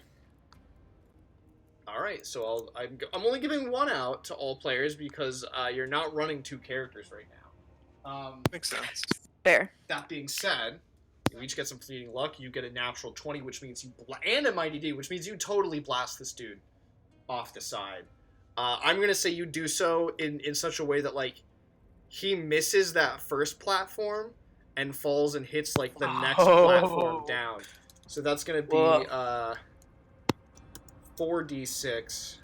And he was already missing 12 HP. I think he's a little done.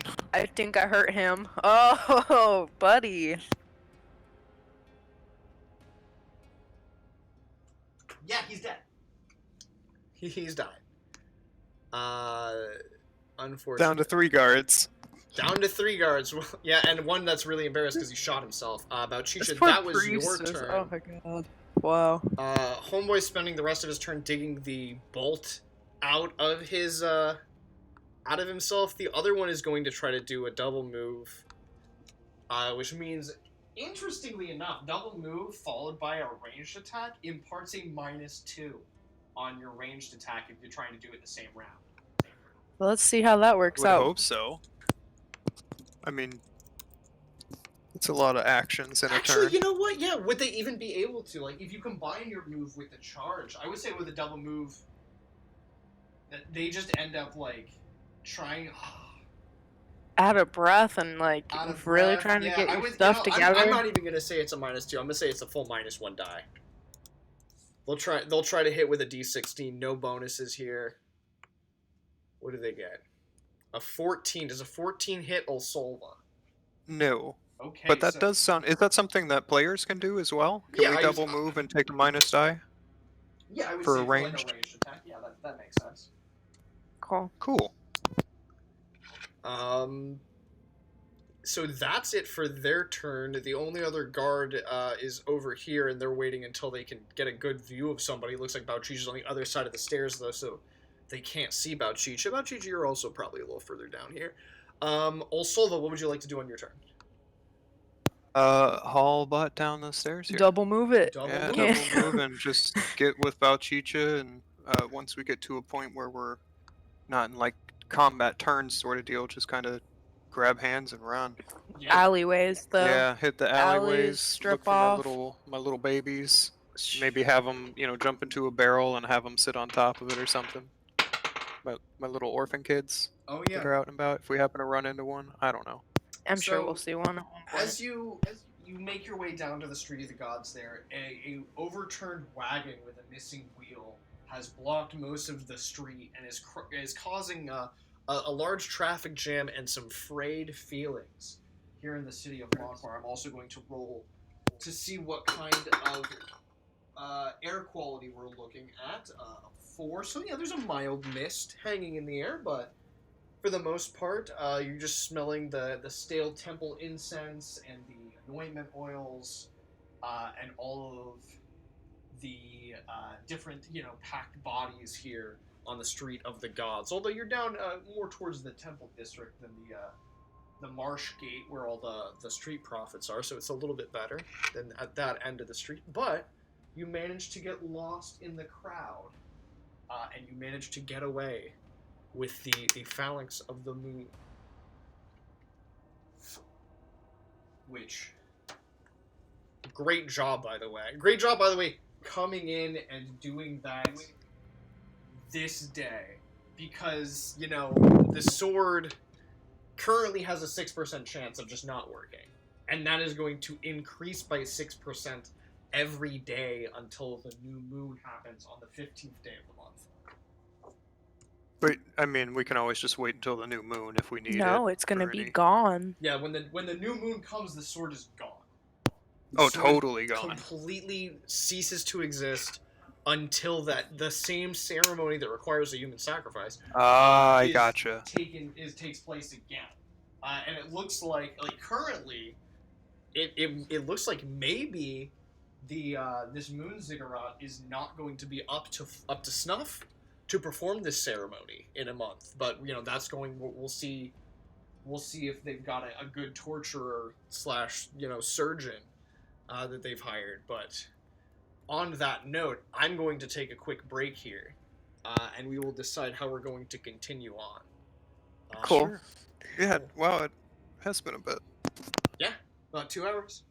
I will. Yeah, it flew by. I will be back shortly.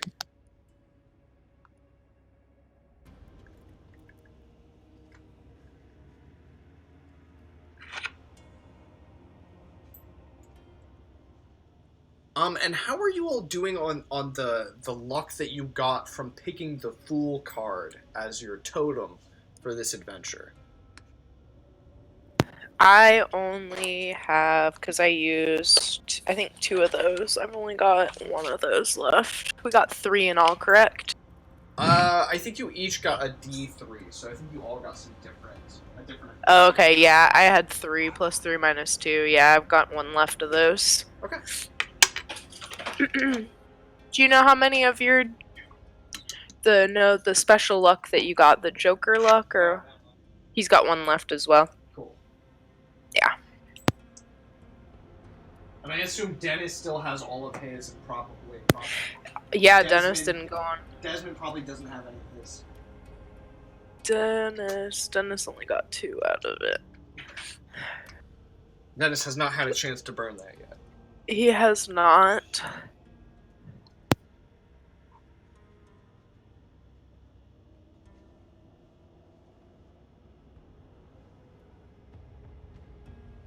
Where's my D100? Where's my D? Oh, there it is.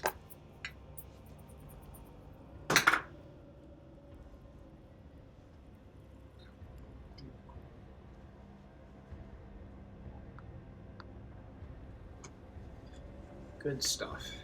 Yeah, this is that went way better than last time. Yeah, that was smashing compared to last week. We should just play like that a lot more. That's what I was thinking. Like, if only. If only we could play like that. Entrances. You know, yeah, 20 minutes in and out. 20-minute adventure, 20 in and out. And you all pretty much did exactly that. Although you didn't get out the same way you came in, and you did get caught, which was not necessarily what you wanted. But it will, at the end of the day, you make it out, and you're doing fine.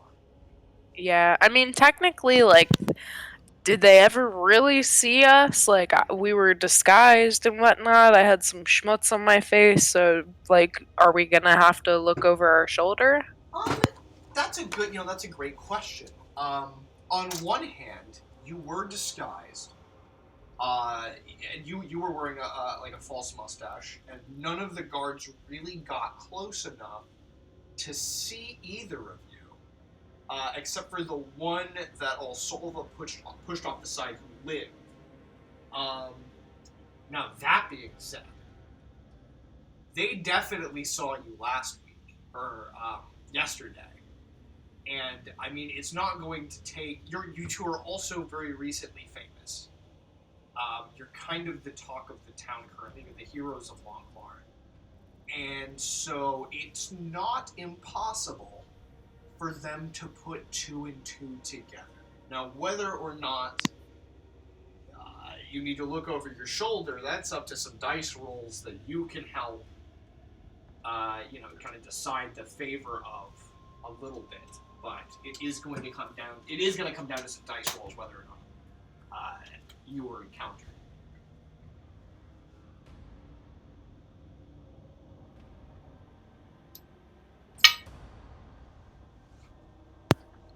All right.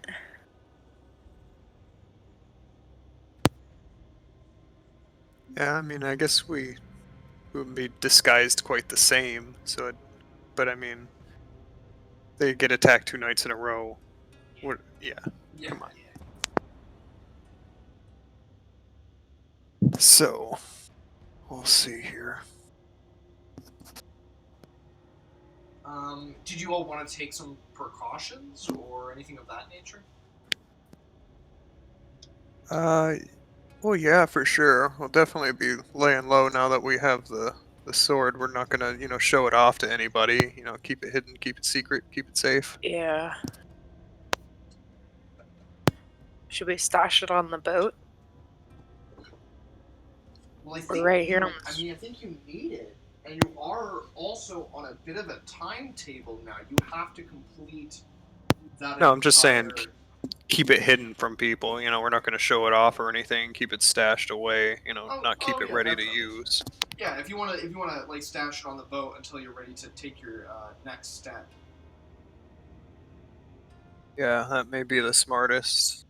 Just keep it in the hoard.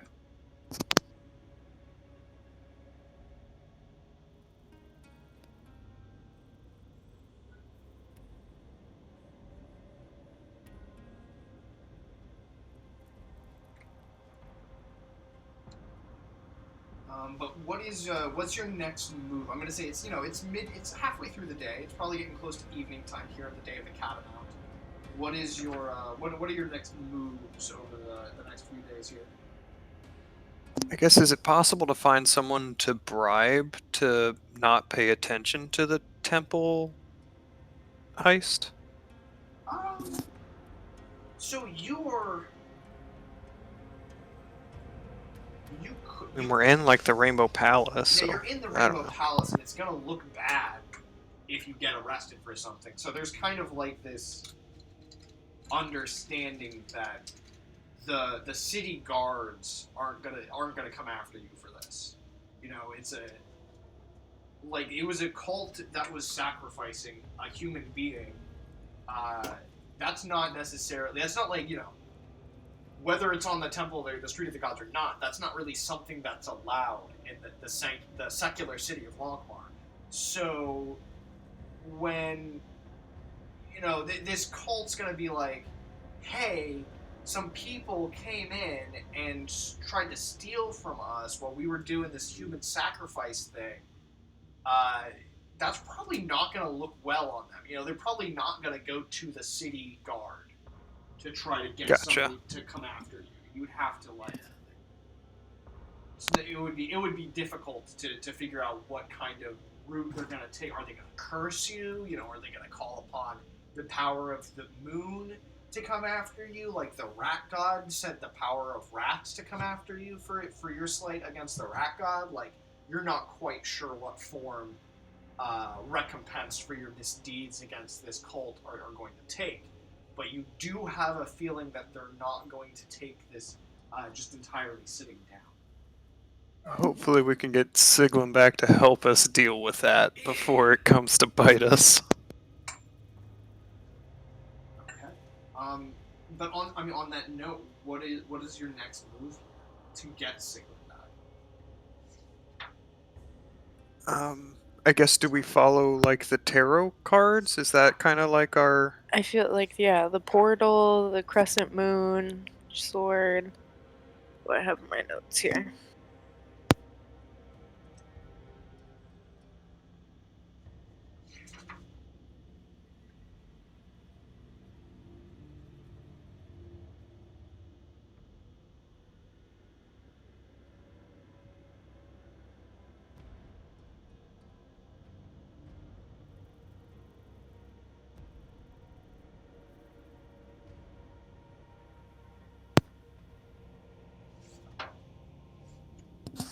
King stole Croaking Daughter, Raven Maid, Portal Forever Blade. What do I have all of this? Oh no. Sounds like you're getting warmer. Let me see. Hori King? Hori? Yeah. Well, the Carnifax is the Crow Queen.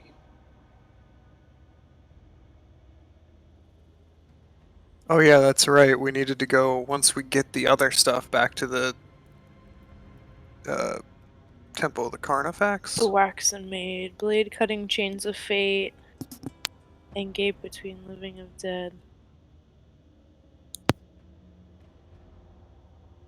My notes are pitiful from that session about all of that. There was a lot of info. Yeah, I've got Waxen Maid, Fickle and Ever Changing. Is that the talking about the Croaking Daughter? The Mad King stole the Crow Queen's daughter for his wicked court. Now her tormented ghost stands watch over smoking pits that stink of charred flesh and hair, That's barring the fiery gates of bone.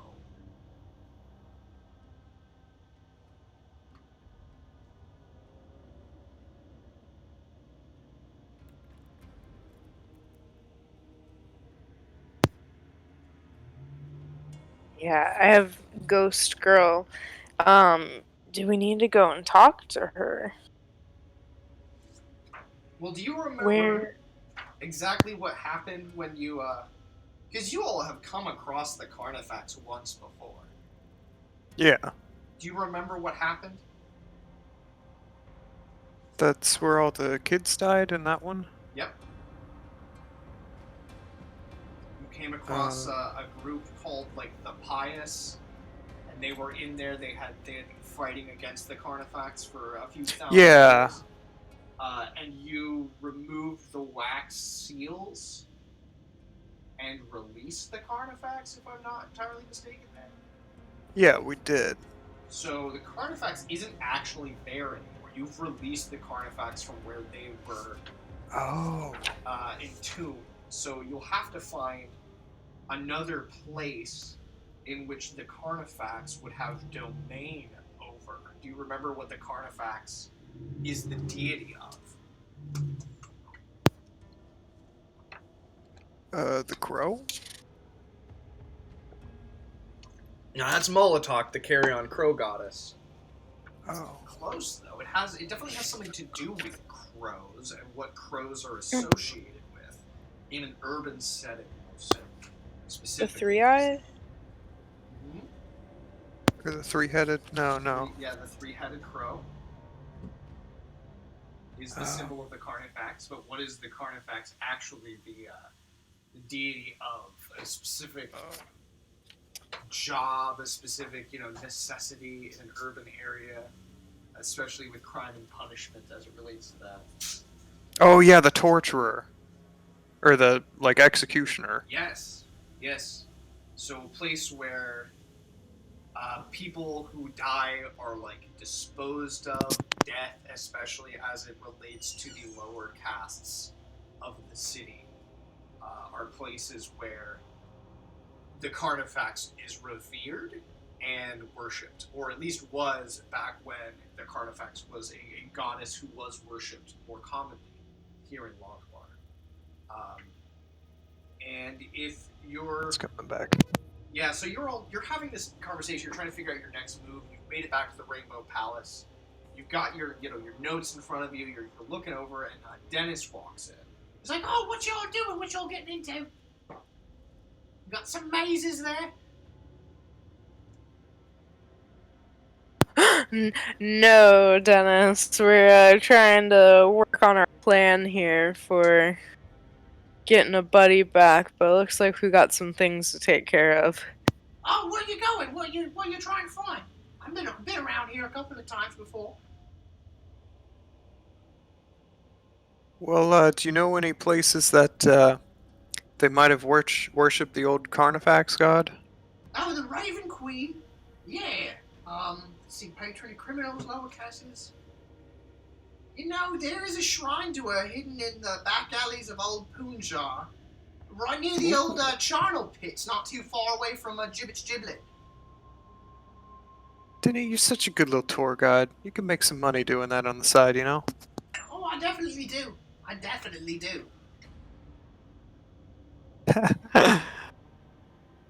Yeah. But yeah, those pits have been closed for a really long time, ever since the owner succumbed to madness. It was not a great thing. But yeah, they're still there, more or less. Okay. Maybe Desmond will be able to figure out if there's still some radiant energy, if it's still a good place. We'll see when we get there.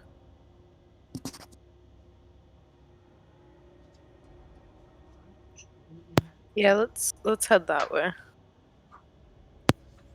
Is there any supplies or anything we need?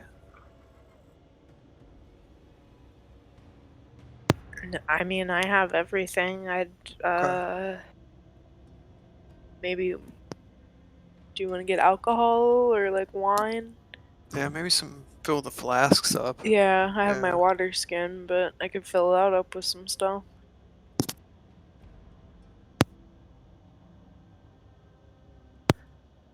Yeah, let's find somewhere we can maybe get I'm our sure there's a spot in the flasks palace we can filled. fill it up, yeah. Some cheap wine.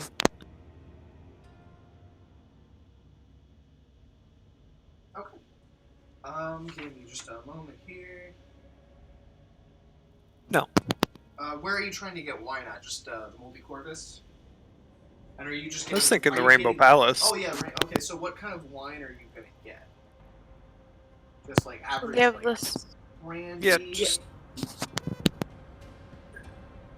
the regular, because I know they had like the sparkling wine or something, like something fancy, and then didn't they have a regular?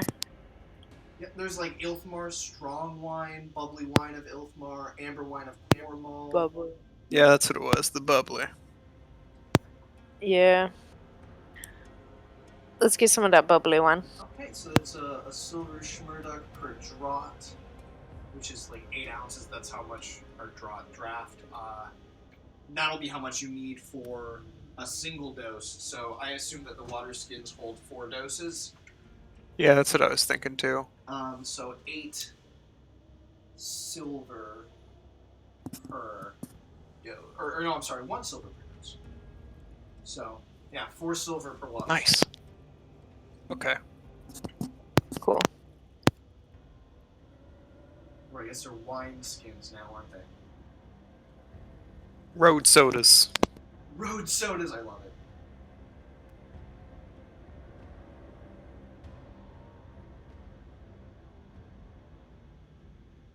They call them in North Lankhmar anyway.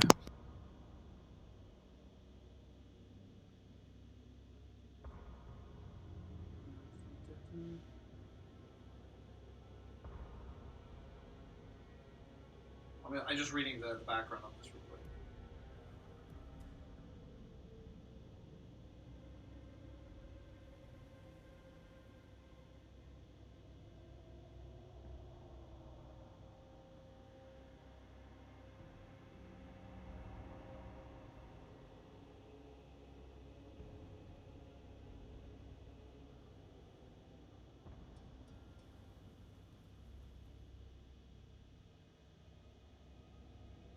Okay.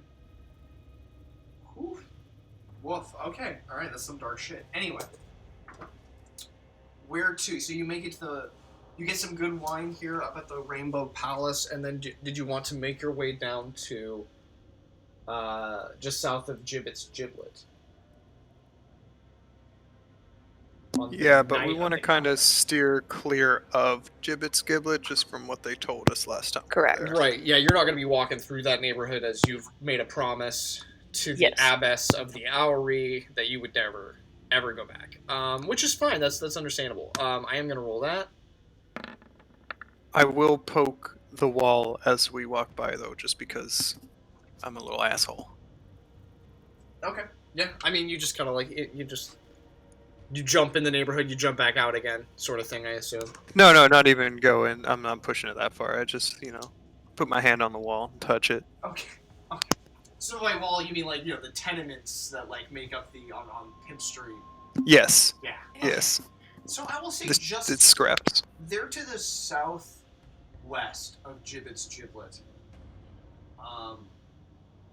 surrounded by rotting tenements, shrouded in perpetual darkness, with raw sewage pooling underfoot.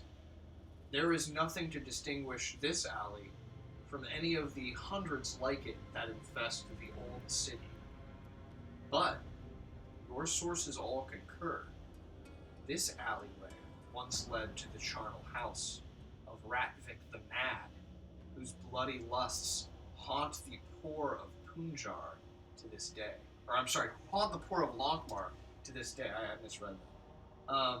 Somewhere within, so the stories aver, stands the gates to the realms of the dead, awaiting those foolish enough to throw them wide. With the filth sucking at your boots, take your first steps into the darkness.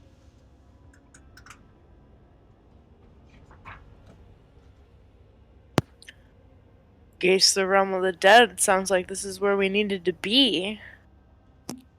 Yeah. Desmond, do you feel anything?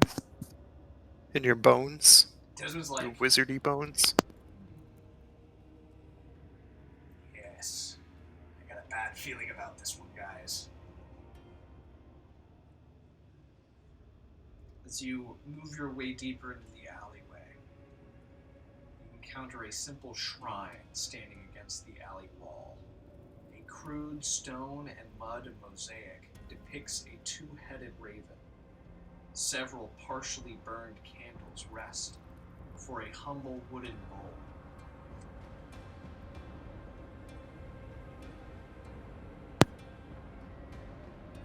Drop a Bowl? coin. Yeah. Well, As you move towards the shrine, several crows take flight in the alleyway, cawing angrily as they alight atop the tenant. You approach the wooden bowl, seeing it contains sweetmeats, bits of jerky, a bouquet of dried flowers, and worn copper coins. And you said you're gonna. How many coins you dropping in? What kind?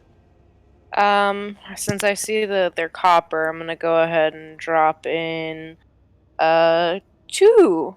One for each head of the raven. Okay, you drop in a couple. I'm gonna put in 2 gold pieces. 2 gold pieces, excellent. And yep, you notice that there are like all these like candle snubs, kind of sitting in front of here.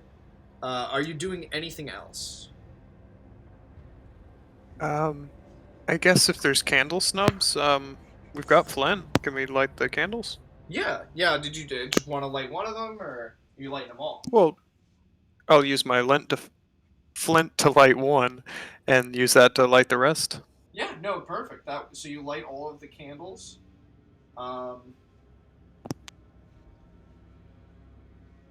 Very, very good. You take some time here, and at the end of the alleyway, you notice a young woman. She's slight of frame, emaciated and dressed in filthy rags, and she's kind of like slinking down the alleyway towards you. She looks like she's a bit wary. How do you respond? Is she looking at us or the pillar thing? I mean, you're right there. I'm gonna give her a little wave. If she's looking weary, I want to give her a little wave, like, we're okay. Oh, she's like, and then she notices that you've actually lit all of the candles. She's like, you're okay, all right. You're not defiling the shrine. That's good. Okay, I'm sorry.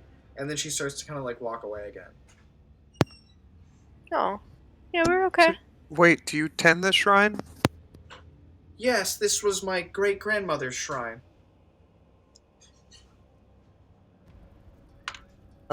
Good. And you come here every day to tend it? What do you, are these your copper and offerings that we see in here? No, the people from the neighborhood come and they drop their offerings in the bowl to the Carnifex, hoping to stave off the evils of, the mad dead.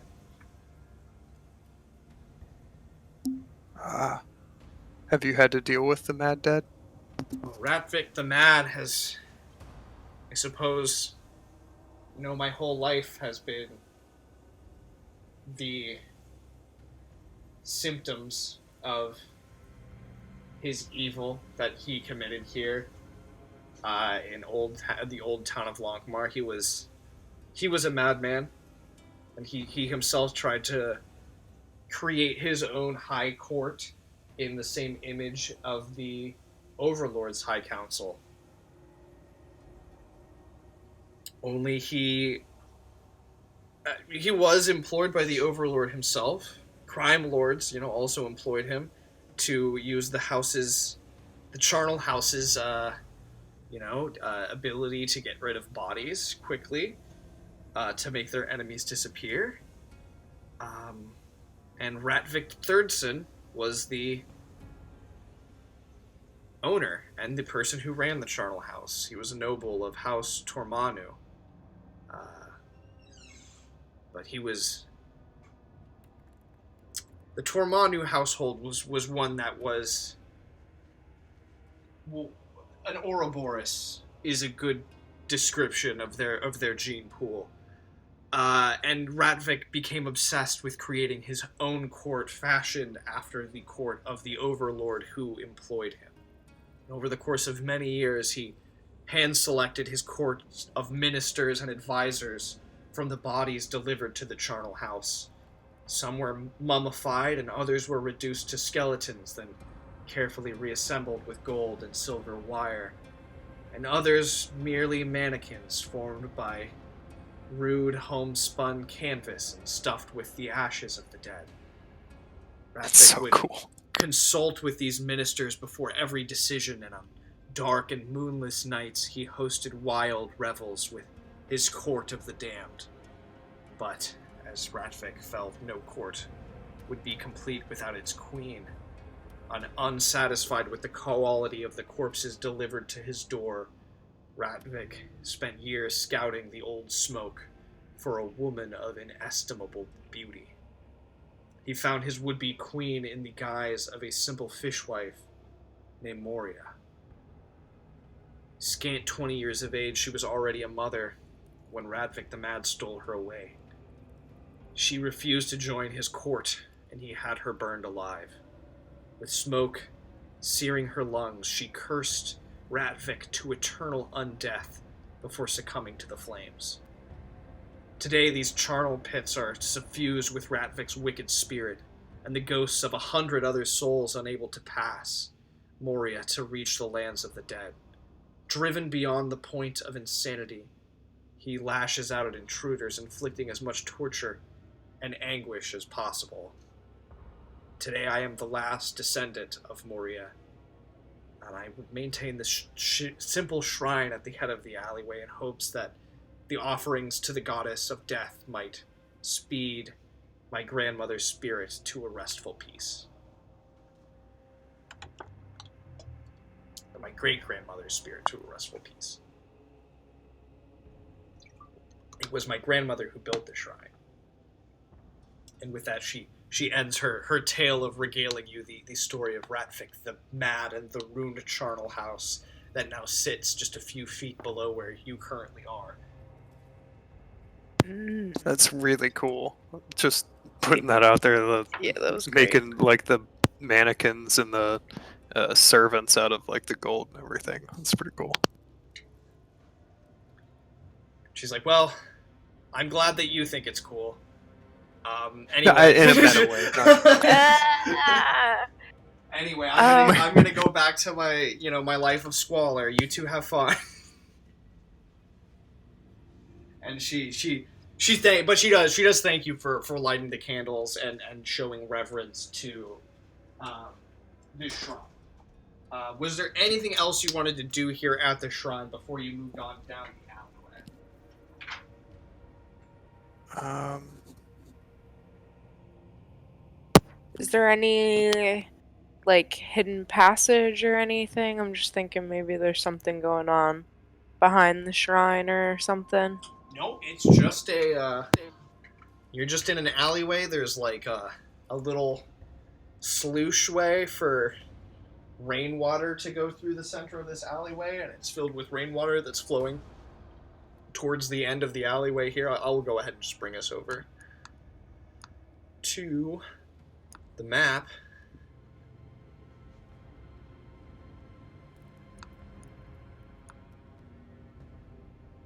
And so you are all here by the, this is the shrine right here.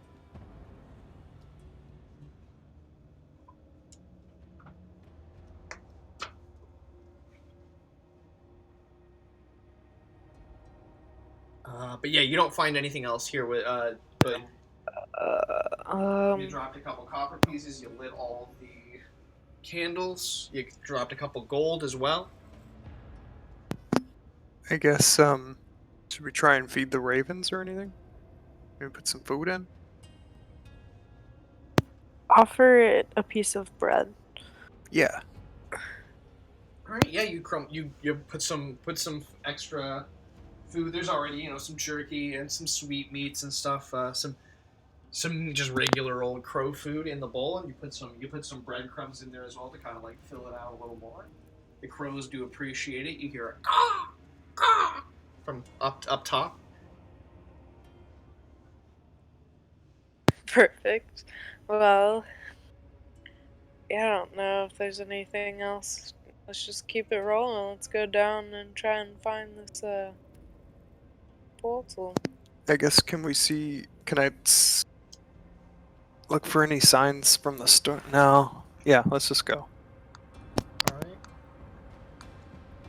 The alleyway ends before a rotting wooded stairway. The stairway pitches down multiple flights to stained flagstones below. Sewage dribbles down the stone wall, filling the air with foul miasma before pooling into the darkness below.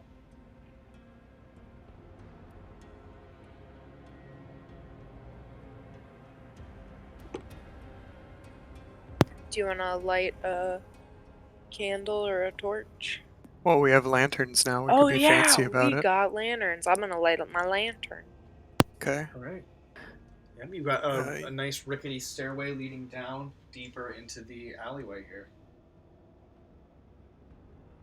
Yeah. I guess well, Salvo will go first down the rickety stairway here, and then we'll scope out the lower level. Okay. As you get to the lower level, descending the stairs, you find a Huh. crow. It looks like it's injured. Its body flaps weakly, as if trying to take to the air.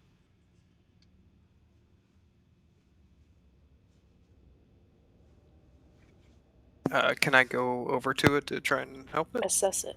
Yep. Assess it. And upon closer inspection, you assess that it is not injured, but instead partially devoured, not trying to take to the sky, but instead being dragged across the ground and the muck by a large black rat. Wow. Oh no. Can you? I guess can I attempt to throw a dart at the rat? Yes.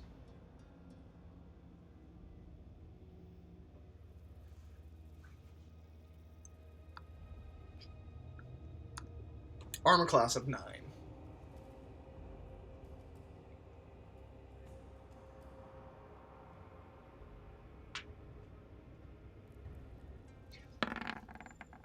$16. 16. All right, yeah, you blast this rat and you kill it, and it just like squeaks and falls over into the sewage here in this alleyway. It should also be noted that a trough of dark sewage runs down the center of the alleyway. The sewage runs beneath a stone arch, threading an enormous grate that spans the width of the entire alley. A single door reinforced with iron bands exits the alley to your right. That's Is the raven okay? No, the raven's been partially. The raven was dead the whole time. Oh, yeah. Oh, okay. It just Yeah. looked like it was moving around. Yeah, it just looked like it was moving. It definitely is not. It definitely is not okay.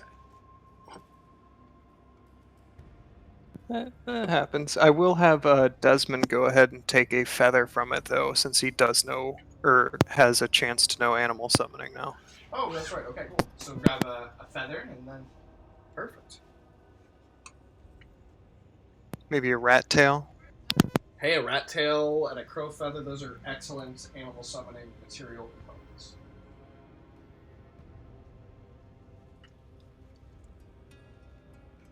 Let's shrink him down as well.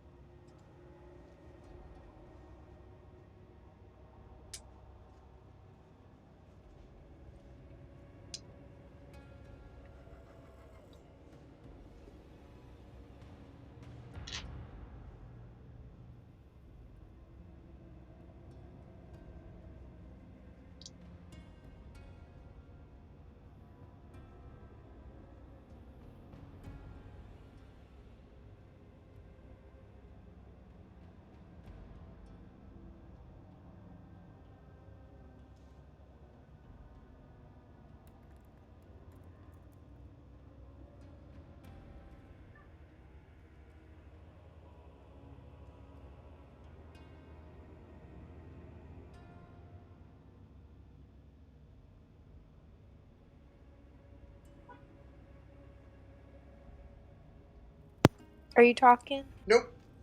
Oh, okay. Sorry, I'm reading. No, just wanted to make sure.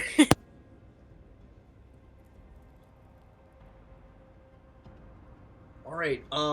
So where are you headed from here? What's your plan?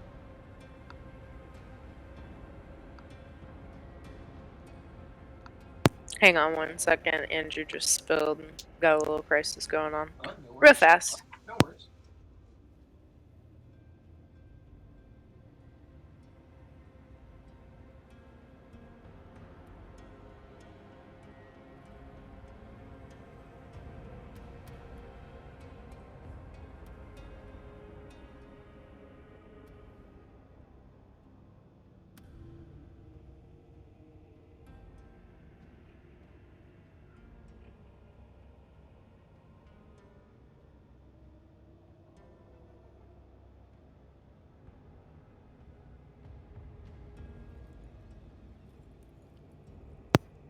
Alright, we're clean.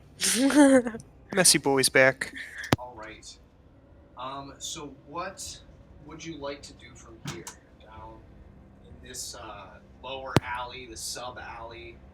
There's a You said it's an iron door? there's Or an what was it? There's an iron banded door to the right hand side of the alleyway with the poop sloosh, and then there's that large gate that goes across the entire alleyway. I guess, do you maybe want to go peer through the gate before we go through the door? We have to go through the poop. Oh, and I'm supposed to show you a handout at this point. My bad. It's the only way to peer through the gate to get into the poop. So that's what this alleyway looks like from the top, looking down into it. See, yeah, there's a Cool. side there. Okay. I'd like to sneak silently up to the gate. Okay, the metal gate there? Yeah. Yes. Oh yeah, maybe. Is that like a doorway or something you can Yeah, climb that's up, the maybe? iron banded door, and Yeah. then this is the gate that he's talking about.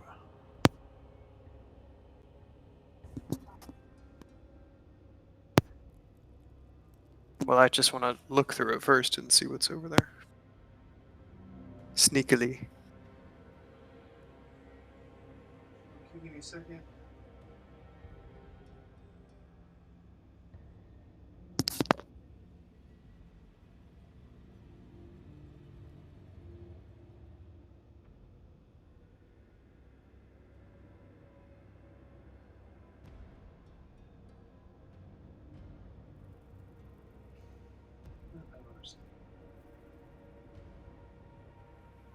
Oh, okay.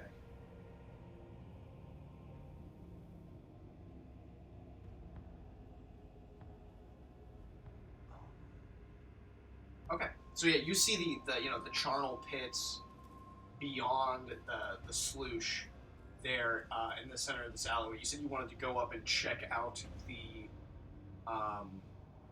iron grate. Yeah, through that little window there. I don't. What little window? On the handout. On the handout, is that a window like above the iron gate, like to the right? Those are two doorways. On top of the iron grate you've got two doorways. Are you talking about the boarded up window to the left hand side next to the open doorway? I just exited out. I don't know where the handout went now. It's player handout A. A, yeah. Okay, so is it possible... No, we're talking about to the one on the right there. So that's a door, not a window. Yes, that is a doorway. Thinking instead of if we going through the door that we're at down at the bottom, if climbed up, yeah, you'd have to climb up. But yeah, I guess just check and see if there's anyone on the other side first. Yeah, I think I'm gonna sneak silently. I'd like to do a climb check and then go from that way to scope out the room before everybody goes in.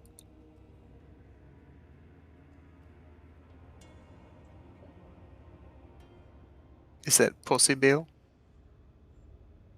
Yes, it is. You're trying to climb up that iron grate and get to where those doorways are, correct? Correct. Yeah, on the right. I'm gonna say it's gonna be difficult because of the way that the iron grate is like set into there's like it's an overhang, so it's gonna be exceptionally difficult to climb up that. Climbing up the grate, it's possible. It looks like it's possible you could slip underneath that poop water underneath the grate, but we'll see if we can get. It's also possible these are some rusty iron bars that could be bent to permit passage through. But I'm gonna need like a what about just a straight climb sheer surface on the wall to the right? I want to confirm, but I believe that could be possible. It's still going to be difficult because of how slimy this alleyway is. Okay. But yeah, I would say it's possible. Yeah, it's not a perfectly smooth surface with no visible handholds. I'll say it's a DC 15. Okay, I'll attempt it. All right.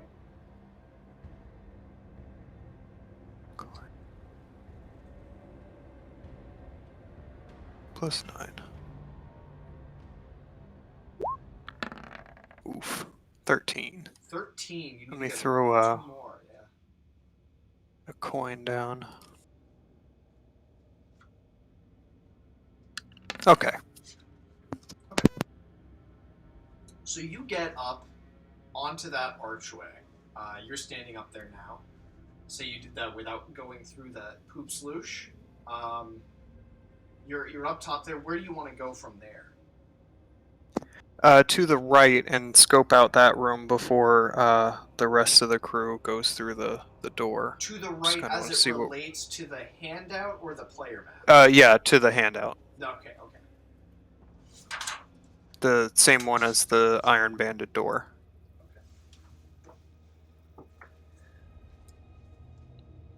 Or the same side, I mean. Alright, I'm going to need to read this real quick. Sorry for not being more prepared. Faint mists drift about the floor of this small chamber, condensing on the moldy walls and pooling on the flagstones. Moldering cotton sheets hang from rotten wooden shelves set along the walls. In the rear of the chamber is a set of worn stone steps rising into the gloom that you're currently standing on the top of. And in the opposite end of the chamber, there is a curtain hanging. Give me a moment to reveal this room to you.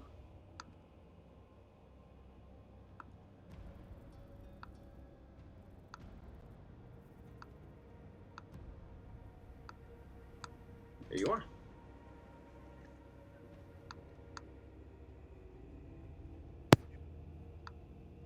Oh, okay, the curtain. It's hiding the rest, gotcha. Okay. And give me a moment.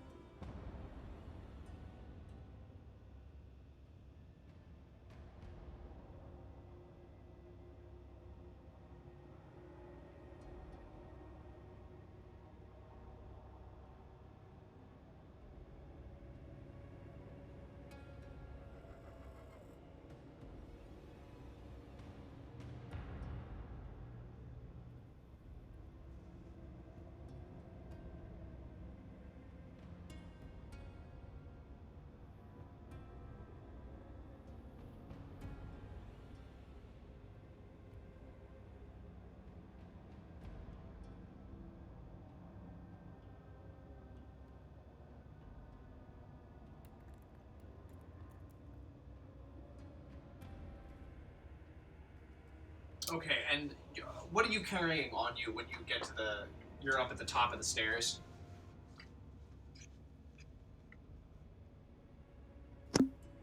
What am I carrying? Yeah, on do you have me? like a lantern on you, or are you just? Oh, I guess. I had the Yeah, lantern. Tay just has a lantern, so no.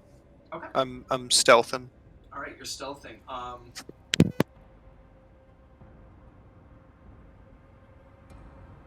Seething purple black mists issue forth from within the moldy plaster lining the walls, coalescing into a dense cloud of rolling darkness.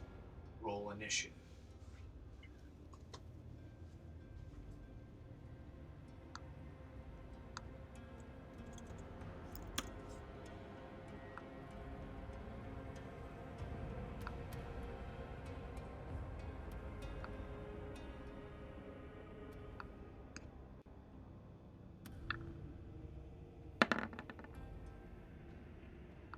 Nice. Well, what is that all day there? 18. 18. Good. All right. Well, I will. What?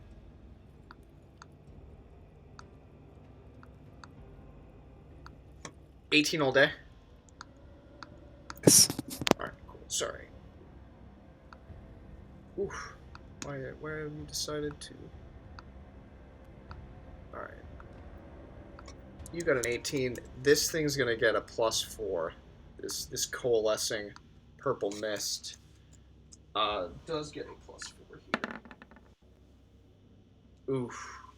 That's a 22 all day. So this thing gets to go first,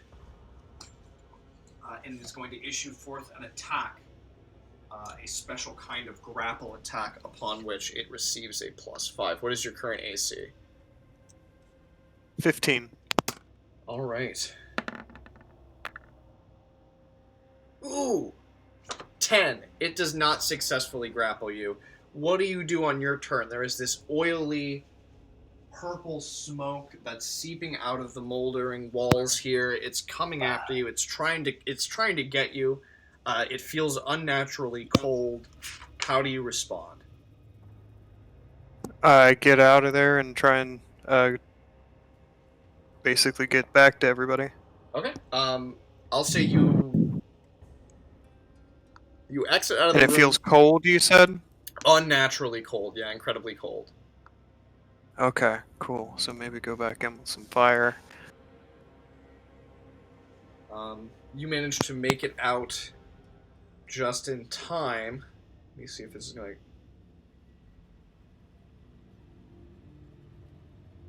Yeah.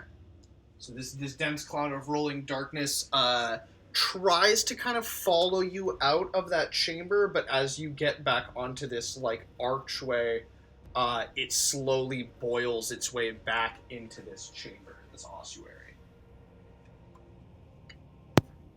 Okay. Yeah, I guess. Let's Alright, well, that could have been worse. Okay.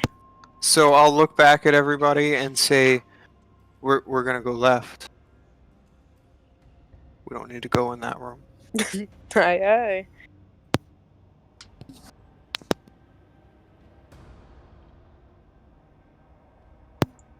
By left you mean right? For us. Well, yeah, from your perspective. Okay, so you do. Are you gonna go scout that room out? Oh, the one over across the top, yeah. I would like to definitely sneak silently and check out that room.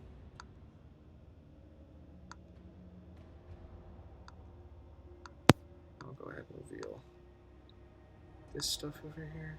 Seems more or less pertinent. Okay.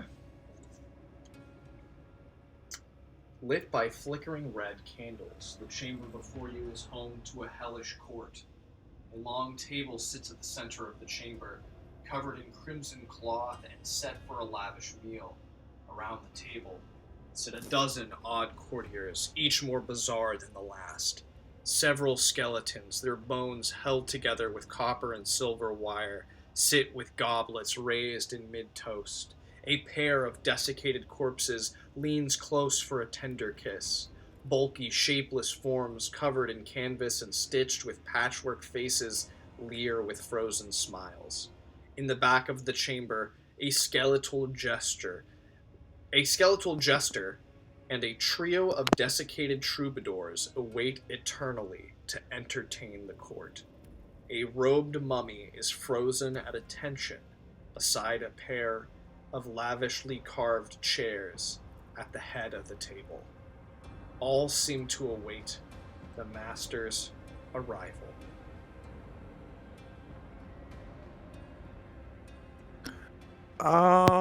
Yeah, that sounds sketch a Can lot. I climb down the other side of this grate? It looks like there's a door on the other side. Yeah, you could try to climb down here. Give me just a second. Yeah, I'd like to try and climb down and maybe pick that if it's locked, or just see what's on the other side of it. I'm talking about right here. So, but hold on, because you have already poked your head into this other chamber here. Oh, okay. And when you Sneakily. yeah, sneakily. But when you do that, this frozen tableau comes to life, or rather, unlife. The troubadours play a wild, cacophonous tune. The jester prances around the table, filling goblets with wine, and the robed mummy, bids you to take a place at the table.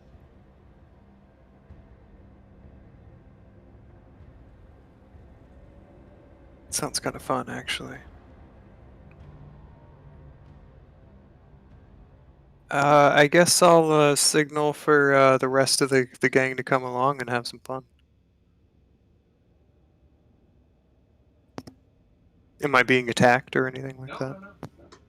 Do you take a seat at the table? No. Okay.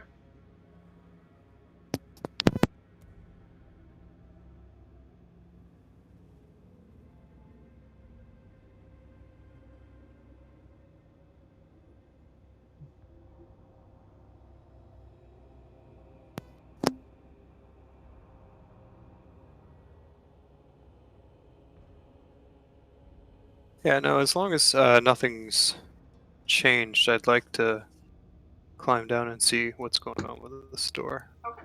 Yeah, absolutely. The ditch of open sewage empties into a gaping pit that stretches down out of sight.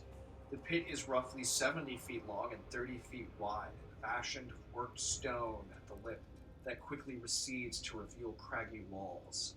Strange purple mist writhe in the darkness below, curling up just below the lip of the pit. The left wall of the pit is punctuated by a trio of platforms set into the wall, each opening into an archway. On the right is a single platform, lower than the others, also opening to an arch. Let me go ahead and reveal, this is kind of a big section here.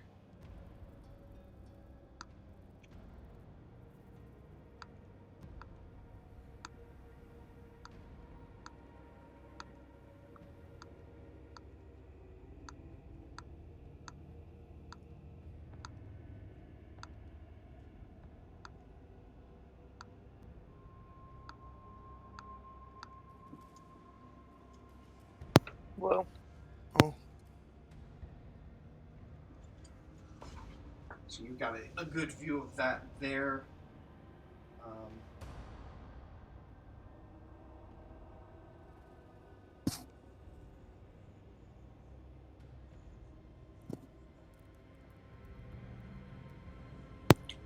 Is that fire down there, or is it just sewage? And oh, it's the mist, the purple mist. Different Gotcha. kinds of mist, yeah. Okay.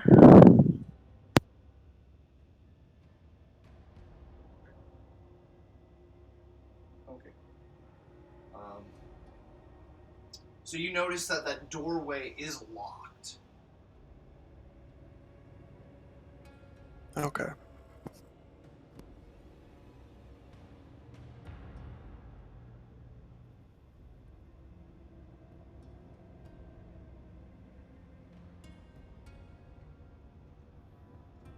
But you can try to pick the lock. I'm gonna wait for the rest of the party to kind of catch up a bit. Okay, I guess. How are you all going to be doing that?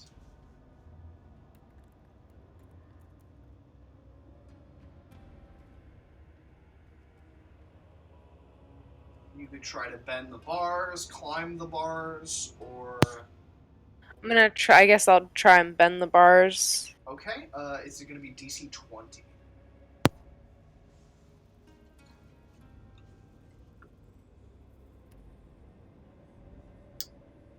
Is that 5? Oh no, that was me.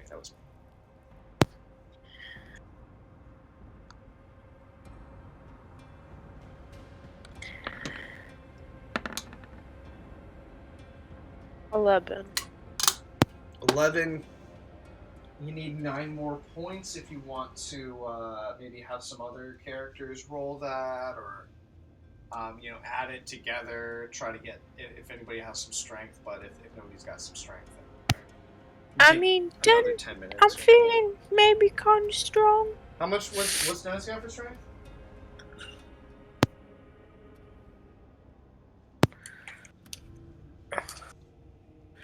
Fuck.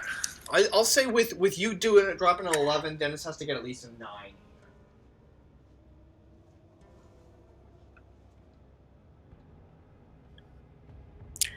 He only has an 11 in strength. All right. Well, if you can roll at least a 9 on a d20, then you'll be able to get it. Wow. There we go. There's a 10. So yeah, you managed to bend the bars just enough that you all can kind of slip in to this this area beyond the grate.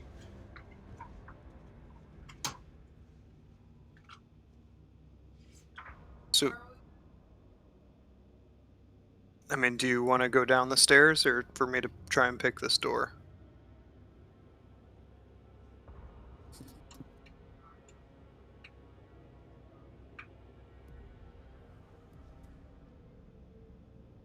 What do you think? At that door, like, what about the door where Desi's at? Or That's what the purple, like, it's just a monster fight. Oh no, there's a maybe. door. There's a door. There's another archway door. right here.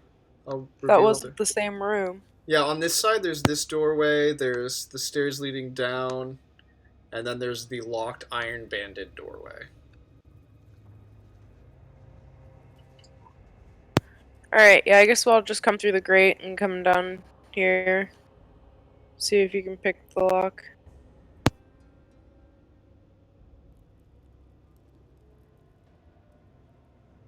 Alright.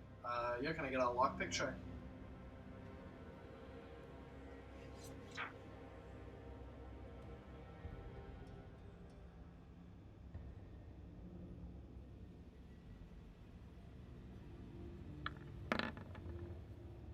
The 21. 21 will do it.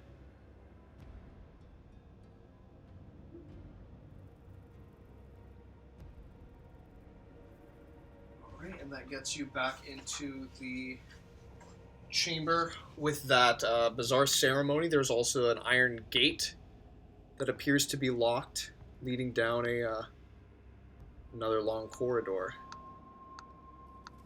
Kind of reveal that there, boom.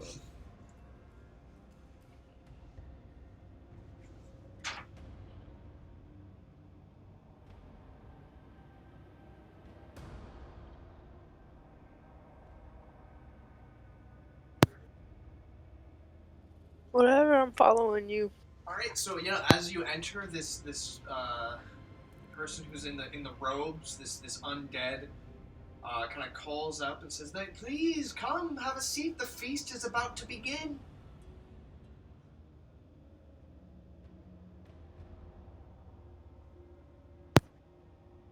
Guess I'll thank him, and continue on about my business. Maybe we'll turn around and go down the stairs. Going back out the way you just came in. Yeah. Okay. And then, is it possible to hop across this poop tunnel? I'm afraid I don't know which poop tunnel you mean. The charnel pits? No. The No, little swoosh? this. Yeah. I assume that you're all kind of avoiding trudging through the poop water unless otherwise noted by Yes. Okay. So yeah, you come to a small door down here at the bottom of this stairs.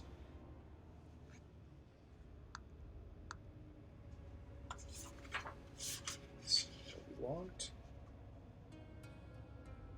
It is locked and sealed with molten gold that spilled out over the floor.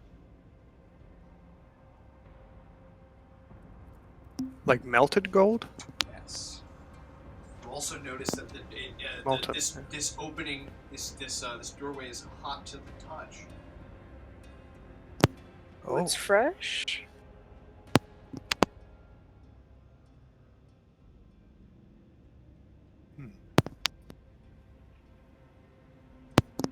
Is it like fiery hot, like gonna burn you, or just like It's hot. Yeah, It's pretty warm. it's hot? Okay. Is the gold? Is it liquid? You said it's molten.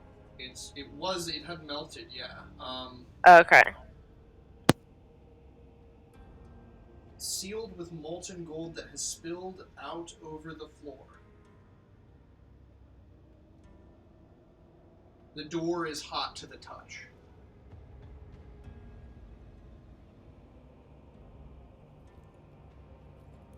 Yeah, I don't know. That one's a puzzle for me. Could maybe try and I don't know. Do you want to try and melt it to get through? I mean, the only way we could do that is maybe Desmond with a scorching ray, or do you want to try? Well, I The have door is- oil. the door I have is lantern locked, oil. and it's kind of like sealed with the gold. You'd have to like burn it. Yeah. Now you wouldn't have to burn it. You would have to beat the door down or force the door open. You wouldn't necessarily have to Okay. melt the gold itself. Oh, okay.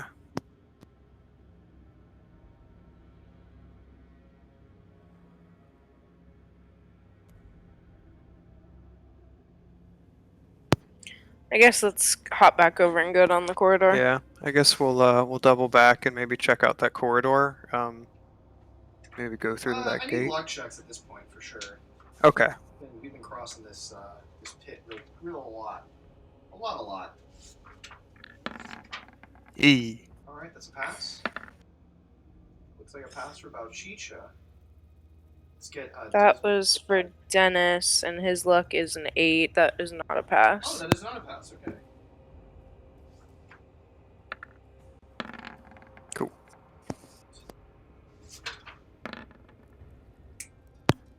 That's a tie. That is a tie, right? So that's a pass for Bauchicha. So Dennis is the only one who fails.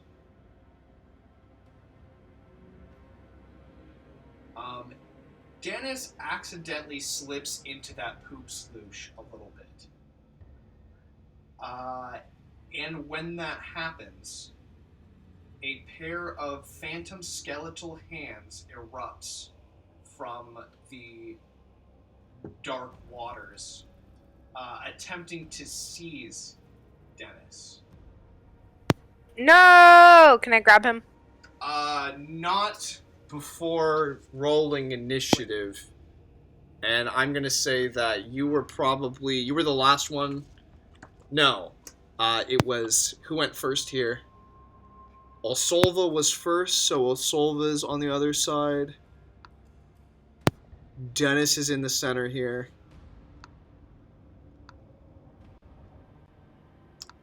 These skeletal hands are going to get a surprise attack. There are, Hey, nat 20.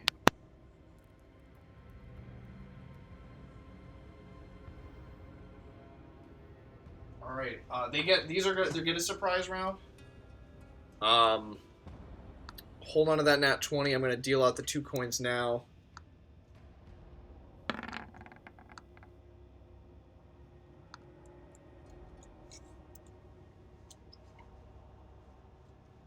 But these hands. The hands get a nat 20 as well. Which means that the viewers at home are going to get a couple points of luck. And that Dennis is grappled as hell. He's immediately grappled.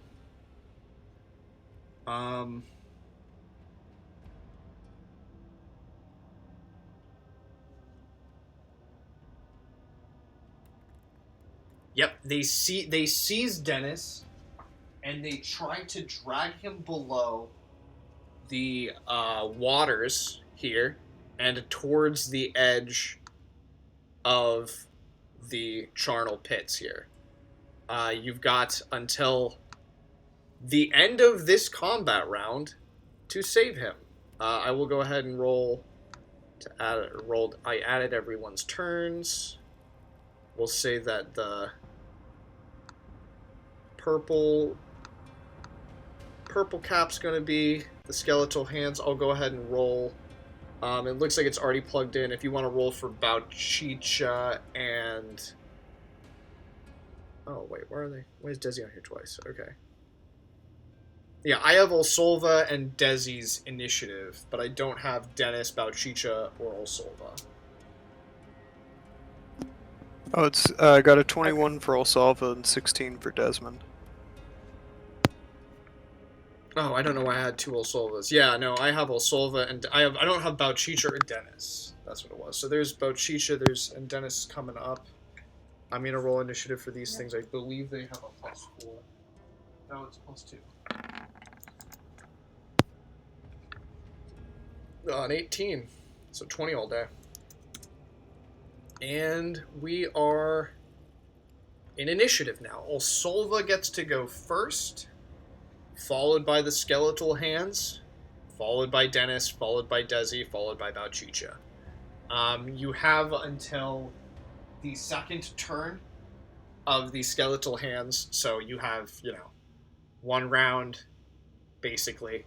1 round and 2 turns for Olsolva. But yeah, Dennis is grappled by these hands, and then they start trying to drag him down underneath the water and towards the charnel pits, where he will be lost forever. Olsolva, what do you do on your turn? I guess, can I attempt to grab him? Maybe tie my rope around him? You can try to grapple. Yeah, you can try to get him. It's going to take at least... You're not going to be able to tie the rope. I'll let you know right now. That's probably not going to happen, but you could try to grab him and pull him out of the grip of these skeletal hands, but it is going to be difficult, yeah.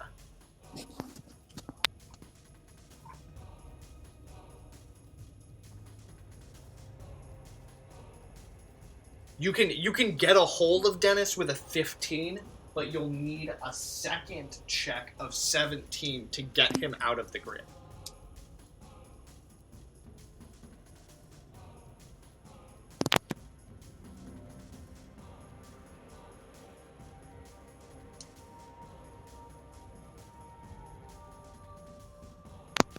Oh, was I on mute? Is it Dex or Strength? Strength.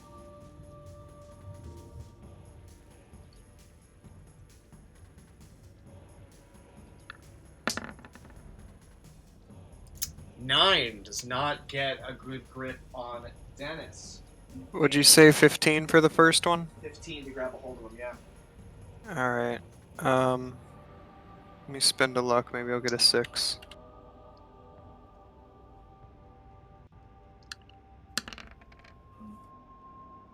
$12. So you're 3 points away. Can you do it again? God. Okay. All right, there you go. You got a hold of Dennis. It took you a couple fleeting luck, but you've got a hold of Dennis. Now you said, what's this check for? Is this another strength? So yeah, you'll have to wait, or someone, you've got a hold of Dennis. You stopped the hands from dragging him off the edge of the cliff here into the charnel pits.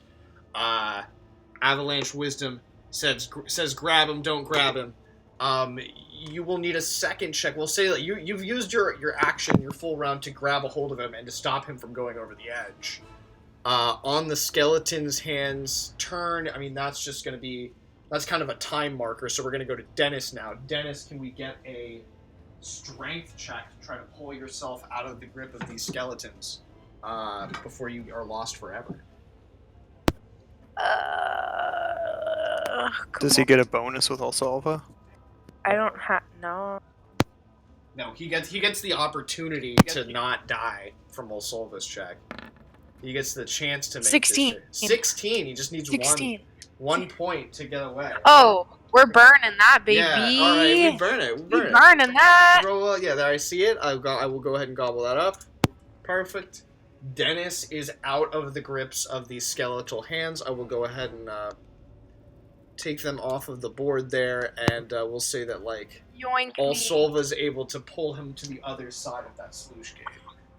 Oh my god. Incredible. Well, that was fun. Where to now? The showers, hopefully. I want to check out that corridor. Oh, I guess. wait, hold on. Who burned the 1 point for Dennis? Me. I will give you that point back, and it looks wait. like Avalanche Wisdom is burning that point from the viewer lock. Nice. Help you Candle all lamps?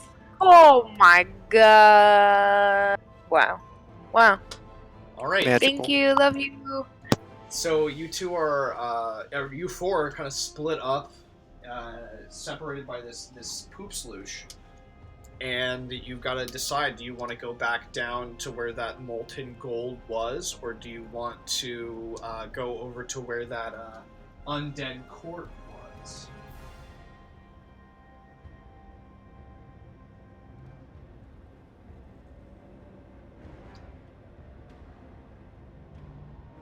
I know, I kind of want to go to the gold door. I mean, I have the, like, I don't know. I guess we can try and beat it down. Or try, at least. Yeah, I've got a pry bar. I mean, maybe that could do something. And it's warm. I don't know. Maybe we can put a board down or something to not have to hop across this. Is there any sort of debris? Can roll a luck there check. debris around? You have some debris on you. I mean, you could search around for some, but you don't unless you're carrying a wooden 2x4. No, I mean, not carrying I want a to search tube. around. Okay, where exactly do you want to search? Because where Just you're on at this- right here, there's not going to be. If there was some wood, it's like a paint stirrer that you're not going to be able to like set down over the poop sluice. You would have to search some specific room or something to find something like that would work. Gotcha.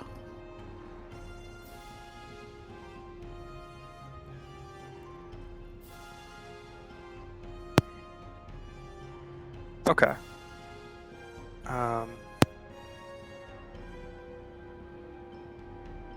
And Dennis is back over on the north side of the poop sluice? Yes. Okay. Did we jump over? Are we back on the... Because Yeah, you all made your luck check, so you can safely get over if you want. So we're technically... Okay. Yeah, we're on the other side of it.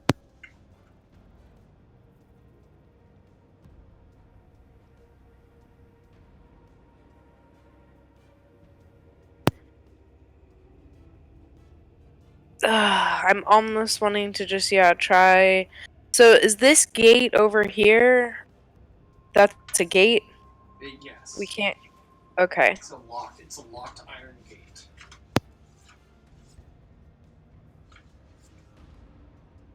Yeah, no, You I can guess try let's and check pick that that. out then. We've gone through all this trouble. Yeah, we're all on this side. I don't want to poop sloosh again.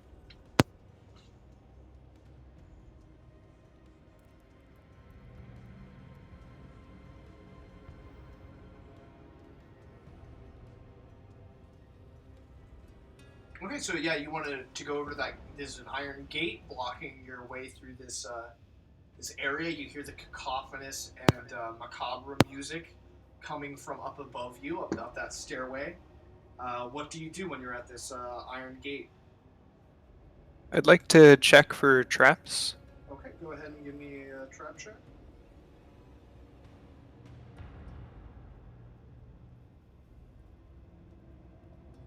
I'll also read you the description here. An iron gate blocks the corridor. Through the thick rusted bars, you can make out a long passageway lit by a hellish glow. On the left, a series of seething cremation ovens. On the right, matching platforms extend out over the charnel pits. Through the haze of heat and floating ash, you can make out an endless series of ghostly blue phantoms marching from the furnaces and across the platforms before plummeting into the charnel pit. darkness.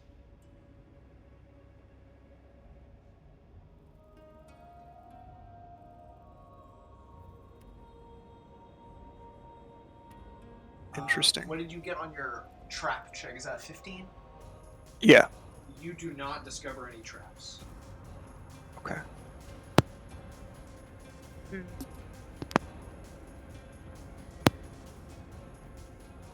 All right. I'll try to pick the lock. All right, let's get a lockpick check.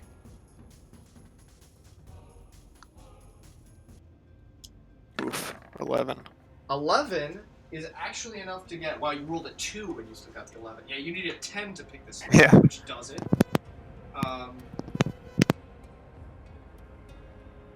So yes, you have now successfully gained entrance here. What do you do now?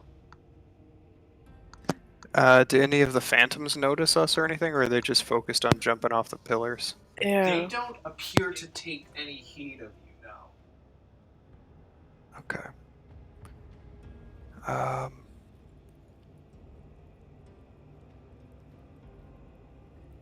guess, do you want to go down to the end of this hallway?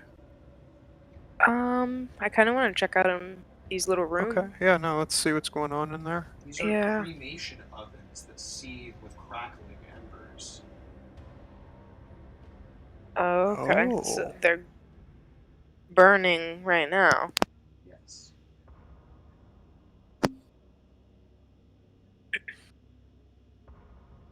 Okay. Yeah, let's walk down and see what's down here. Yeah. Maybe we could use this later for that creature to the gold, or I don't know. Keep it in mind. Yeah. Alright. But yeah, let's come down to there. So just at the end Cancel. of this hallway, fallen bricks and debris litter the ground before a pair of partially collapsed furnaces. The heat is impossibly intense, but it is darkness, not light, that radiates from within.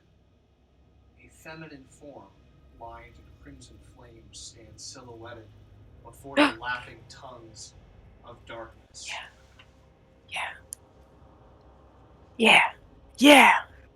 I think Maybe. that's what we're looking Maybe for. is this her? Let me go ahead and do a reveal. Is this the maiden we are looking for?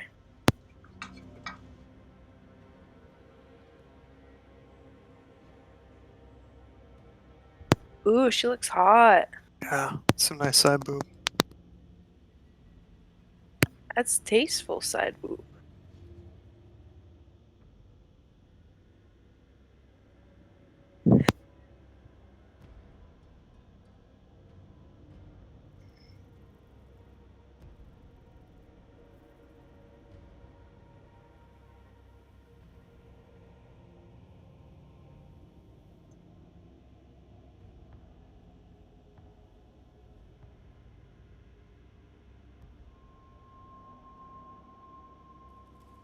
Okay, give me a second here.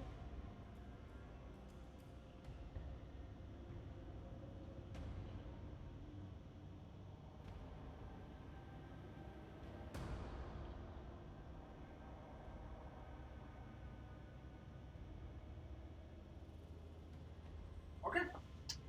So I'm gonna say, yep, the feminine form lined in crimson flames stands silhouetted before the lapping tongues of darkness. So flames of darkness itself are here in this chamber, and this form, this feminine form, is blocking your way forward. I'm going to let you all. I'm going to say roll initiative here. To be true, we will roll initiative. Initiatives. Oh my god. All right, hold on. Wait! Don't roll it just yet. Don't roll it yet. I goofed a little bit. Here we go. Nope. No. Now I need everyone but Dennis. How did that work? Okay, this is really annoying. Why can't I just select, like, a number of characters and give them all a check? What the hell? Okay. Now go ahead and roll initiative. Wait, where's the other guy? Were there 4 of you? Yeah, where'd Yeah, Desmond we're go? missing Desi. He was underneath me. Is he There we underneath go. Dennis? There, Oh, I there he see him is. too. Cool. Now go ahead and roll initiative. Ooh, ooh, yeah, yeah, yeah. Oh wow. That's Okay. a 20, That's a nat 20. It is. not 20. We'll dish Good out the job. fleeting luck here.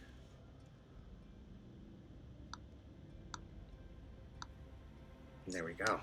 Good job. And then I guess it looks like we're missing Dennis still. Oh, sorry, I was over here jazzing away at that 20. Sorry. No worries.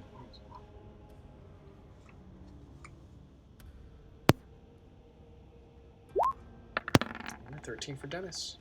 Put that in the descending order. About Chicha and Olsolva get to go first, followed by the, haunted and cursed soul of Moria the Fishwife.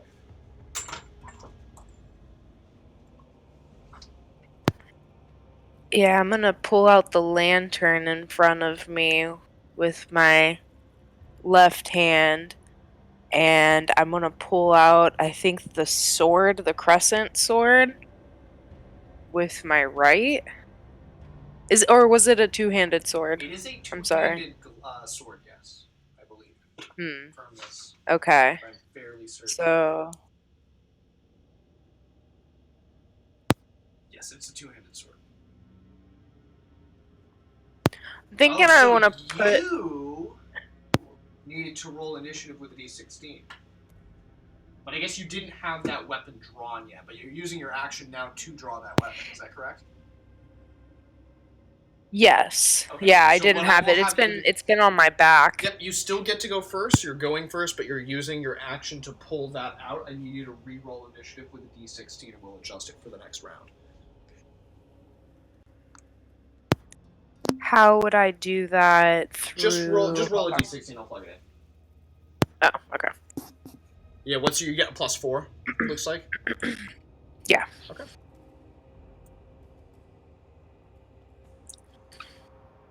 D16 plus 4. 11. Okay. Well, you're still going first for now.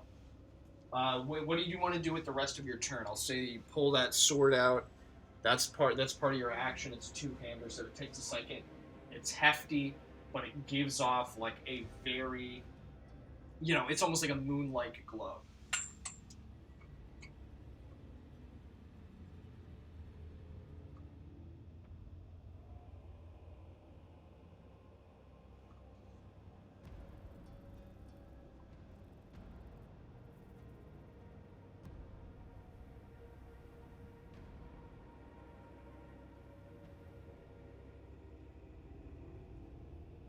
I'm thinking that I'm not certain if this is the person that we're supposed to be seeing or not. And, like, fight.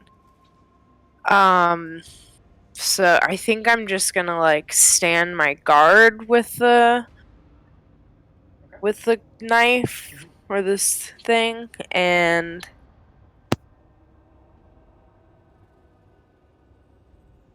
Okay. Olsolva, what are you going to do on your turn? I'm gonna go ahead and pull out my lantern. Okay. You said it's dark and misty and all that in here as well? Yep. There are flames made of darkness that are emanating darkness and silhouetting this figure here, this feminine figure.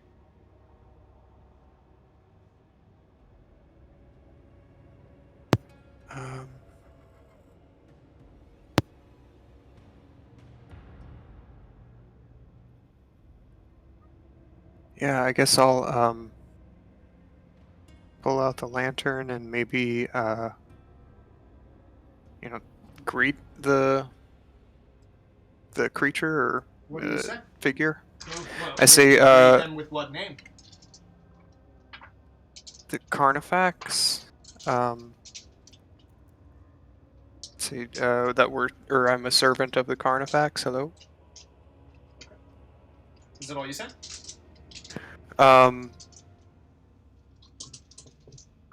I don't know. We're here to free you from the Crow King. Okay. Yeah, I don't know. Close. I mean, you're close there with something. However, you don't know who she is. You misrepresent who she is exactly, and you don't make any promises that are things that she wants. So she opens her turn with a banshee-like scream and a gush of flame that encapsulates the entire hallway, dealing 3d10 damage to everyone, unless you can make a reflex save.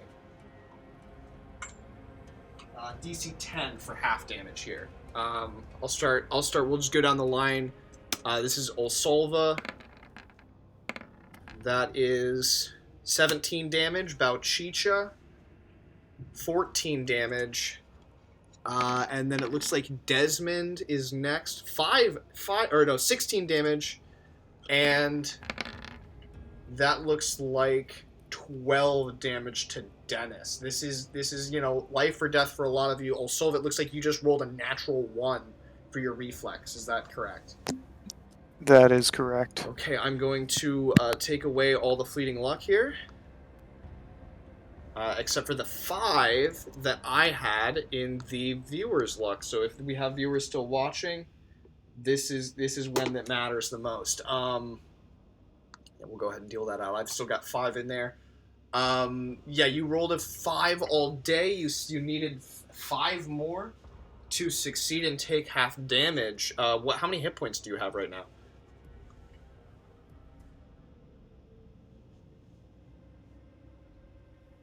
I was on mute. Sorry, I'm at 19. I'm at full. Oh, you're at 19. Okay, so taking 17 points of damage doesn't kill you. It doesn't put me in a good spot either. It doesn't put you in a good spot either, but it doesn't kill you, which is important to remember. Who's next here? It looks like Bauchicha, you're next in line with the 14 points, potentially. Do you want to make your reflex save?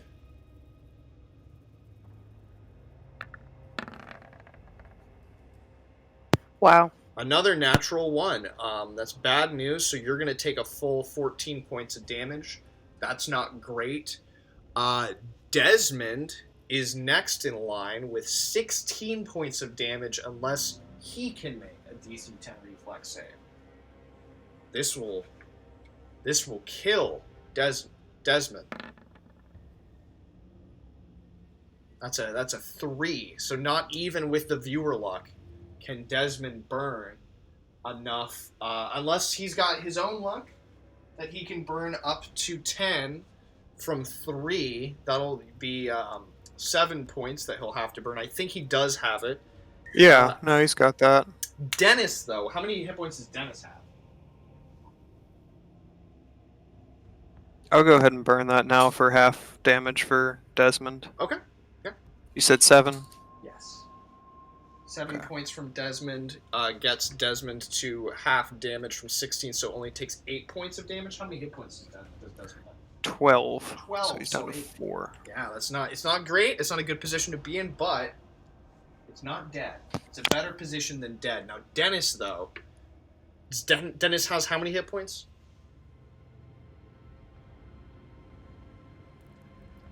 12. 12 exactly. So this does kill Dennis, unless it's doable here. So it looks like Avalanche Wisdom is willing to burn some luck here, but there's only 5 viewer points, and we're going to have to use it where we need it the most. Can we get a reflex save for Dennis to see if Dennis is immolated or not? Dennis makes it. Dennis is the only one who makes their save, and Dennis only takes 6 points of damage. It's half of his hit points, but we'll see he dodge rolls over. I will put him in a safe spot for now. Oops.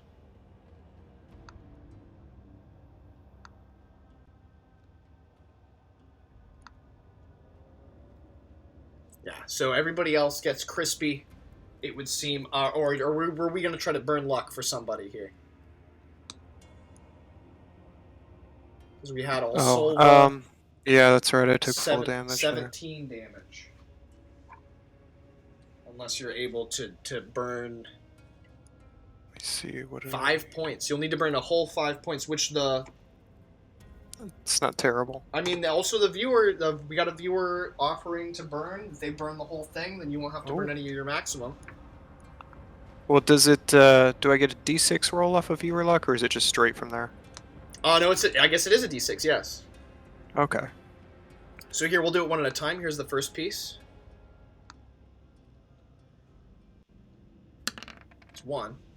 Here's the second piece. That gets you to 6. 7, 8. Oh my god. You need... here's the third... Here's the fourth piece. There we go. 6. Perfect.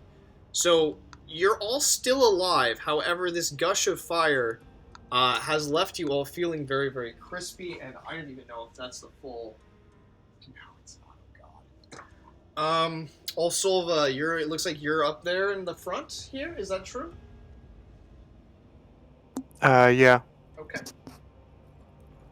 It looks like this feminine silhouette is going to move in and attempt to do a grab attack against you, a searing touch. D20 plus 3. And roll it.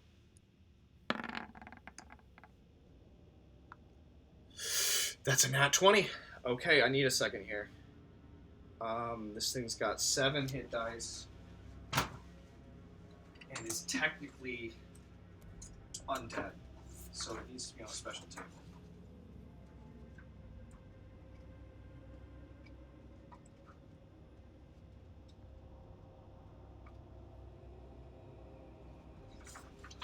Alright, 7 hit dice on the undead table is going to be a D12.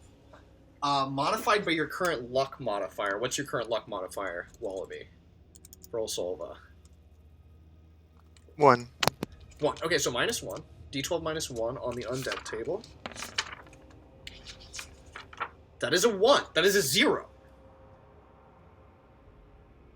Is that... Okay, 1 or less.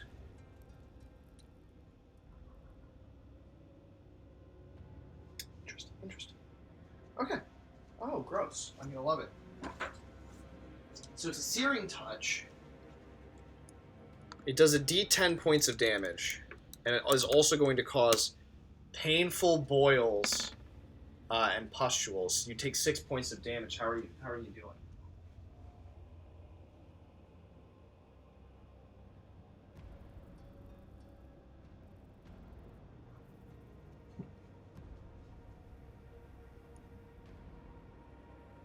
Hello? I think that puts me at 5. Okay. Minus 5 or 5? 5. Oh, okay. All right. So that was their turn. It's Dennis's turn now. He's in the back. Dennis and Desmond are both going to go on the same round, and then it kicks us back up to the top.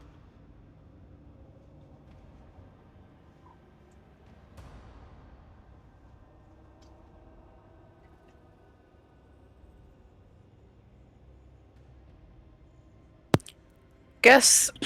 Well, I need to move myself closer, but I'm gonna try and use my sling from back here. My arm sling. 2d20.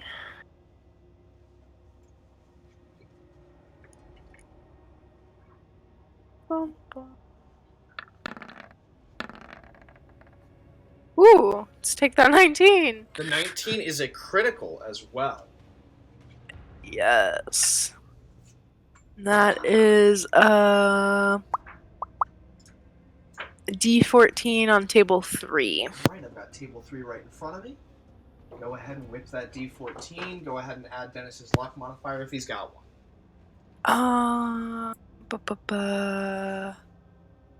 No, he's -1.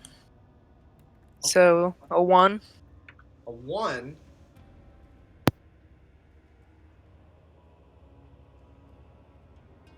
does an extra D6 damage with this strike. So that's with the sling, I believe, is a D4 plus D6. Not terrible. Yeah. 2 points of damage. 2. 2 shots of damage.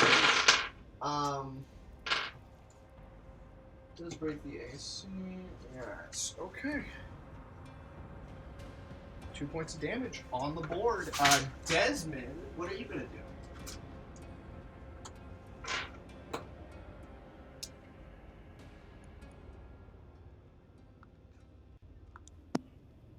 You know, there's a few things.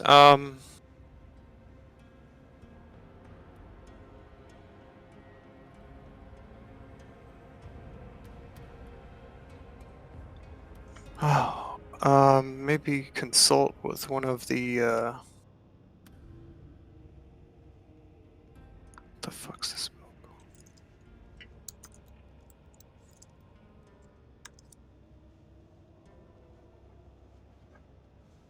called?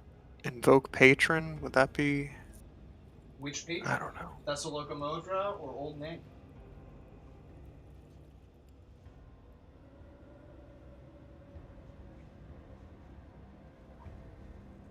Maybe Old Ning? Old Name, I'll grab that book.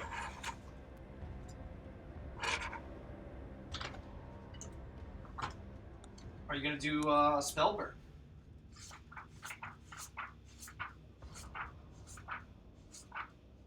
There's a 25% chance that the Spellburn will not invoke extra assistance because, you know, he's already missing an eye from the Spellburn last week. Yeah. So on a 1 through 3 on a D4 roll, you'll be able to get some better help. However, you might want to... you got about a 50% chance to get some extra help here. Yeah, I guess I'll burn some strength here. Or I'll burn 4 points. Roll this.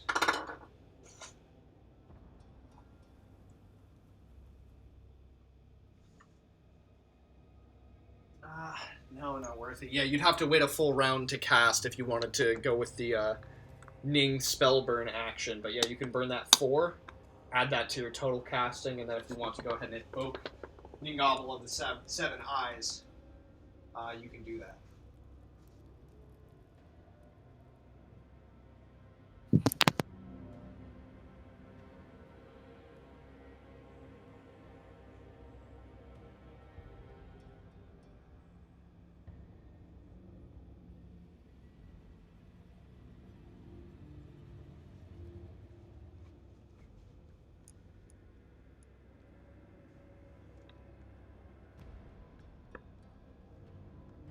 I believe you get a +9, D20 +9. Am I right? Or no, you leveled up, so it's a D20 +10.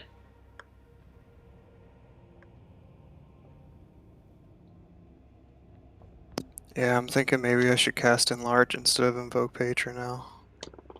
Well, I'll give you about 10 more seconds to decide what you want to do, since you are in the middle of that.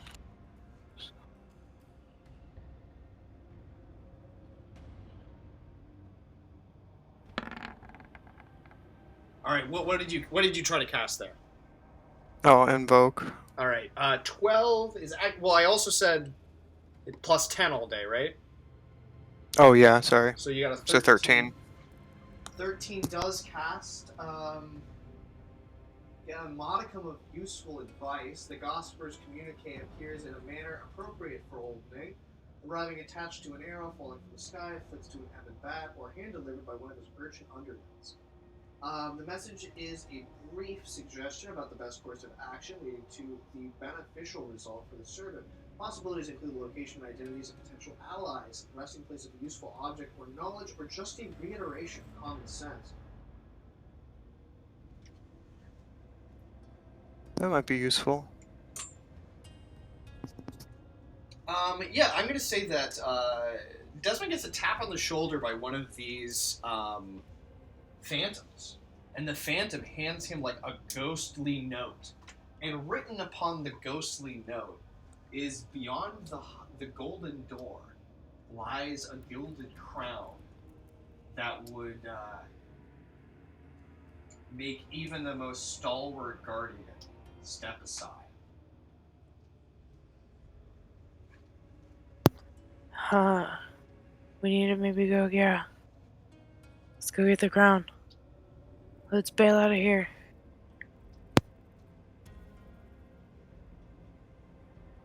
We are Okay, now awesome. at the top of the initiative So count okay. with. Can Desmond relay that to the other players, or is there no time in his turn? I would say there's probably no time after Okay. casting and receiving that note. Probably not a whole lot of time, but you could maybe as a free action be like, I think we should leave. But we are up to, it's Olsolva's turn. Olsolva is at the top of initiative, followed by the entity that you're currently fighting.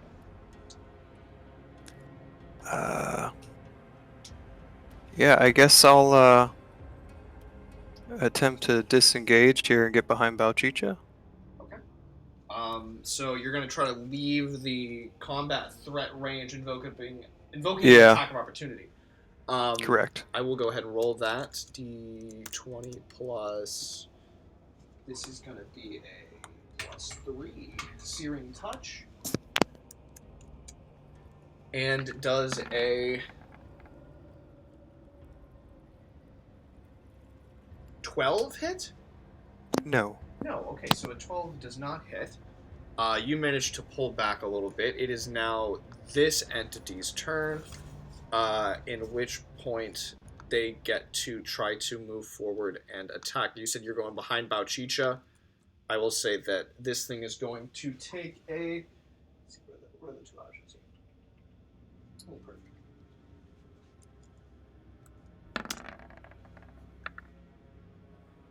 A 5 misses, but a 19 hits. Is that correct? For Balchicha. Yeah. Yeah, so Yep, you're going to that take a D... It's 3 points of fire damage as this thing reaches out with one of her two hands and sears you with a touch. We'll say she grabs your arm briefly, and you can see like the burned red and raised skin as it starts to form blisters on your arm where you were touched.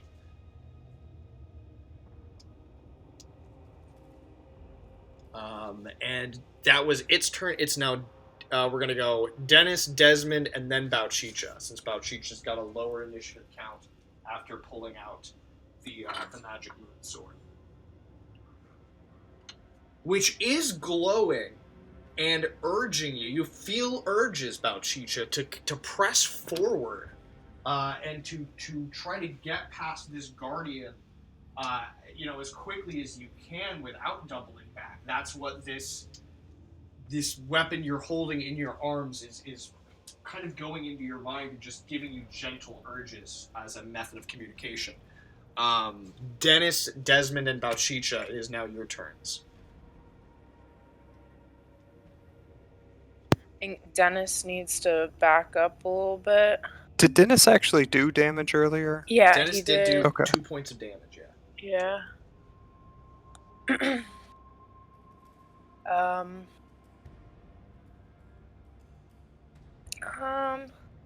Yeah, I mean, Molly's here. Yeah, let's go ahead and... Gonna go ahead and do his sling again. Okay. But you also had Dennis back up, correct? Yes. Okay, that's fine. We'll figure it out at the end of this round. Nope. Not going to be a hit for either of them. What does Desmond want to do this turn?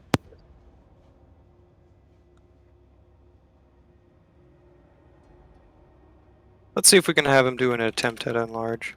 Okay. Plus 10 now. On not plus 10. Is it? Because you're not doing the same amount of luck burn. Oh, you're right. Plus You're 6. right. Plus 6. Yes. And who are you attempting to enlarge? Wait, no, because it's normally plus 7, so it should be plus 8. Why is it plus 8? My int plus my level? Oh, you're level 3 now, aren't you? Yeah. Okay, so yeah, it should be. Your int is a plus 5, so yeah, you should be at a plus 8. You're right. You're correct. Okay.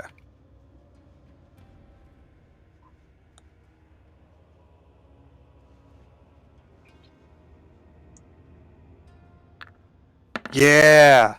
Ooh, that's a natural 20. It's a 28 That's what we like. Well, 28, 29, 30, 31 for large. This could be a mixed blessing.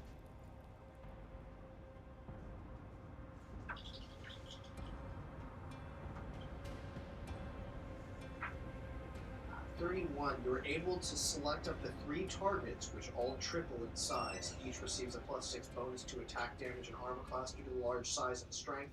In addition, the targets receive +20 hit points from the new size. These hit points are lost when the first target is wounded and damage suffered while giant size. Normal hit point pool for triple. The duration is increased to 1 day per caster level, but can be individually ended by the decision of any target. So, which 3 of your companions and yourself become large? I guess everyone but Dennis again. Okay. Does that sound right? Okay. All right. And then Bauchicha, what are you going to do on your turn?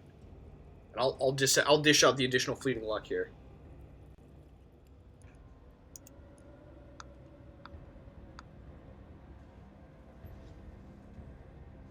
I mean, this sword is kind of giving me some vibes that I'm thinking Heart of the cards, I guess. maybe I can. I think I'm gonna charge in with this sword and see what I can do. Okay. You don't even have to charge. Yeah, you're not far enough to be able to charge. Oh, okay, I'm right here. Yeah. However, I'm just. However, Yes. the sword is a +3 sword, so you get to add your strength modifier plus your mighty deed +3. You don't get your full lucky weapon thing, but you do get a +3. Is this thing undead? Does she get that bonus as well? Yes, Bane against undead, so a 19 to 20 crits.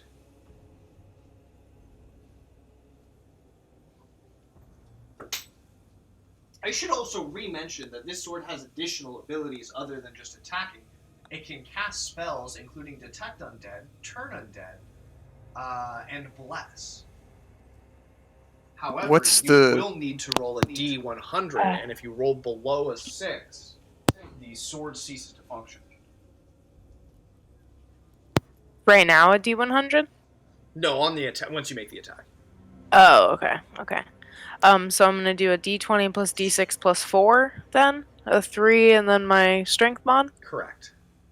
Okay. And does the sword have its own initiative, or? No. It's a 19. Ooh, I did get the D. You did get the mighty deed. You didn't roll a natural 19, but a 19 is going to hit this target. Let's see. Yes. Okay. Yeah, if you want to go ahead and roll damage here, you get to add the +3 plus. Oh my god! Don't you also add a bunch of gross stuff from being enlarged now? You get like +6 or something. Oh my god, I forgot. Yeah. Yeah, +6. +6. So you really got a 25 to hit. Two-handed swords are going to do a D10 damage if you want to go ahead and roll that D10 plus 4. No, I'm sorry. D10 plus 10 because you're enlarged. D10 plus 10. Oh my god. Okay. D10 Then I get plus to be a 10. Is that with the mighty deed too? Oh my god, is that with the mighty deed? Yes. No, that's base. Oh, okay, all right. That's with the mighty deed. No. That's not with the mighty deed, is it? It's not with the mighty Yeah, because deed it's at all. the +6 is just from the enlarge, The plus, and then it's 4, and then the deed is 6. so it should be +16. Is that what you're saying? I believe that's how Yeah. it works. I haven't been following too much no, I on think Warrior, you're but absolutely 16, 17, 8. So you do 18 points of damage. 18. Yeah. That's gross. absolutely disgusting. But now I get to be a dick. So we're going to do it. I'm going to roll 4 D100s. Let's see which ones get below a 25, and in what order. Oh, yeah. Yep. Dennis needs to make a luck check. And this is not a roll low kind of luck check either. Dennis needs to use his luck modifier and get at least a 5. Okay. Good. Okay. All right, that's good. Oh That's god, good. okay. So Dennis, in the explosion, is not blown off of the side. He's not blown down into the charnel pits, but the explosion does blow him across the hallway, and does a little bit of damage. Give me just a second here.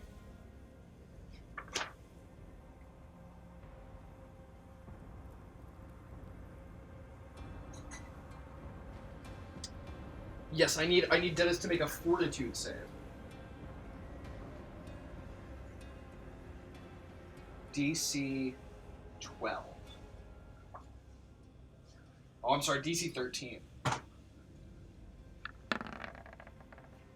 Oh, nice. Let's go. Yeah, so Dennis, we'll say, like, feels a wave of heat coming from that furnace next to him, and as the flame just gushes out, he just, like, gets down and as small as, like, in the fetal position as he can, and the flame just, like, gushes right over him. I need a fortitude save from Olsolv. I didn't realize that you were within 10 feet as well.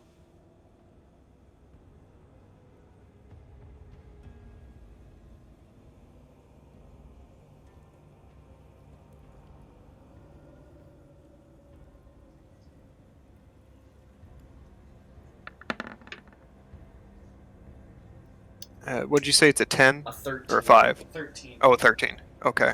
Let me throw a luck down. Yep. We'll D6 on there. 4. Hey, 13. Or 8, 9. Oh wait, or is that? 12. That's a 12. No, 12. My Yeah, bad. you need one more, but you'll Sorry. automatically get it with one more burn. I'll gobble Yeah. that coin up. So, oh, you got it. Cool. I got the first one. You'll need to drop the second one. Oh, there you go. There we are. Excellent. Eat it up, sir. So you managed not to take any damage from this gush of fire as well. However, it does block your egress, unfortunately, and you are still stuck here. That was Balchicha's turn. It's Olsolva's turn. We're at the top of initiative. What do you do, Olsolva? I guess I will. Let's see. Am I close enough to make a melee attack? Yes. Yeah, I'll go ahead and use my spear for a melee attack then. All right. Let's see it. Plus.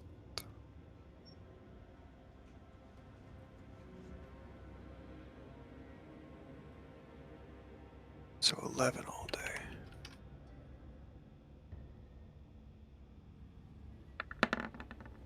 It's a 26 to hit. 26 hits. Go ahead and roll damage. How did you get a plus 11? Oh, because you're giant. That's right.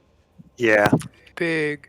Big. We big. We big. How did you? But break that down for me, because I think it's just a plus 6 for the. Yeah, 6. And then I get a plus 2 to attack. Now you're putting me on the spot. My attack. I mean, you still hit. You're still definitely gonna. Oh, hit. and that's right. He gets the spear has a plus 3 on it. Oh god, it's one of those glowing spears. Yeah. I still haven't got a crit with it yet. Desmond's the only one to crit. That's where they explode on a crit. That's what it is. All right, so you got the plus 3 spear. You use that. You get the 26 to hit, which absolutely hits. Go ahead and roll damage.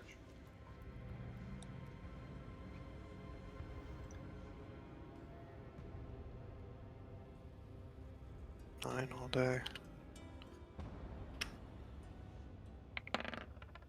18. Some numbers crunching here. That's yes. Carry the 1. Wow, gross. Very gross indeed. And yeah, that does track. So you hit. You do 18 points of damage with your magical spear here to this this silhouetted figure. And let's go ahead and it's now that figure's turn. I'm going to say that this figure is going to reach out with both hands and try to touch both of you. Olsolva and Balchicha. We'll say it's going to go against Olsolva first. Does a 14 hit. Oh. And then Balchicha, I forgot you two are giant now. An 18 doesn't hit, I assume? No. Okay. Well, then, Does then not. it's Dennis, Desmond, and then Balchicha.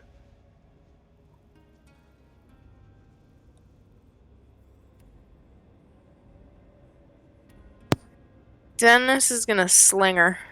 All right. Rocket! 2 d20s with the slingshot. Let's see if it works. Bold move, Cotton. Let's see if it pays off. 18. Oh. You get Does to that, keep the do 18. I have to go? Yeah, you take the highest of the two. So you get the 18. I believe that's also a crit, is it not? Is. Ease. So that's a crit table 3. I've got that in front of me. If you want to go ahead and roll that modifier by the current luck score for Dennis. D14. +1. Oh, wait. No, -1. Excuse me.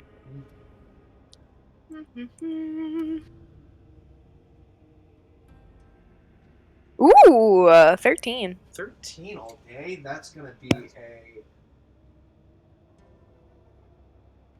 additional D8 damage, and it is a strike directly to the jaw.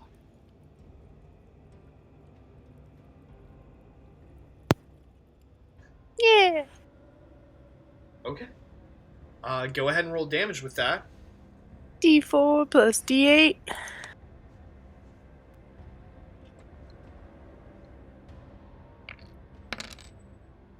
A 9. Real quick.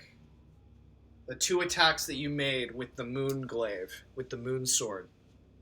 There's a 6% chance that those attacks didn't actually, and we never rolled for it, so I need you to roll 2 D100s.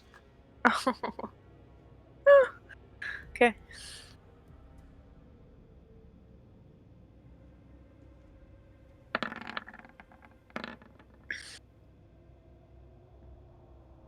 Ooh, good. Yes. No, you just barely. Just barely. But yes, you make it on both accounts. The sword maintains its physical composure, and you slay the figure in front of you. Sick. You see the flames of darkness shrink and finally die, revealing a crackling bed of embers, leading down a misty passage to a towering basalt gate, emblazoned with a single skull. The gate is bound by a slim silver chain. That's what it was. Break the chains, right? Nothing. Yeah, wait. Yeah, this sounds chain. We gotta cut. We gotta. Wait. Following the clues. We're following the clues. Blade cutting chains of fate. And gate between living and dead. So we use the special blade to cut the chain. Roll a d100. Who? You. Chicha, as you approach the gate to cut the chain. Oh God. But I think we need the crown first. No, I No, think that that's just to works. get past her without fighting. That works. Never mind. So the gates open, and before you is a passageway completely befouled by gray mists.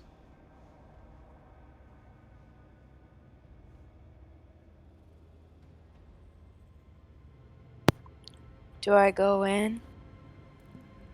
I think I go in. Do we go in or do we Just call you in or for everyone? Stiglin? Just you or everyone?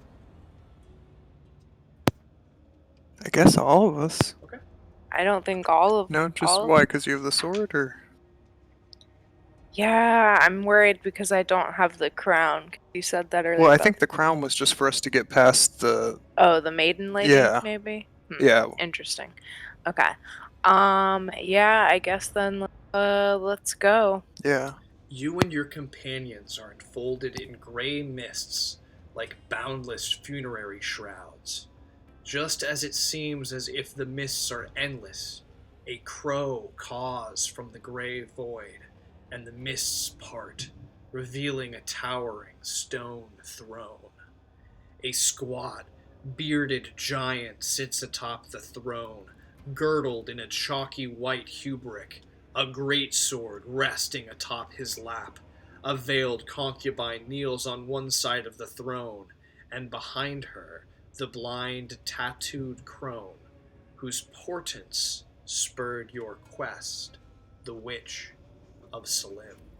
And with that, we end our session for this evening.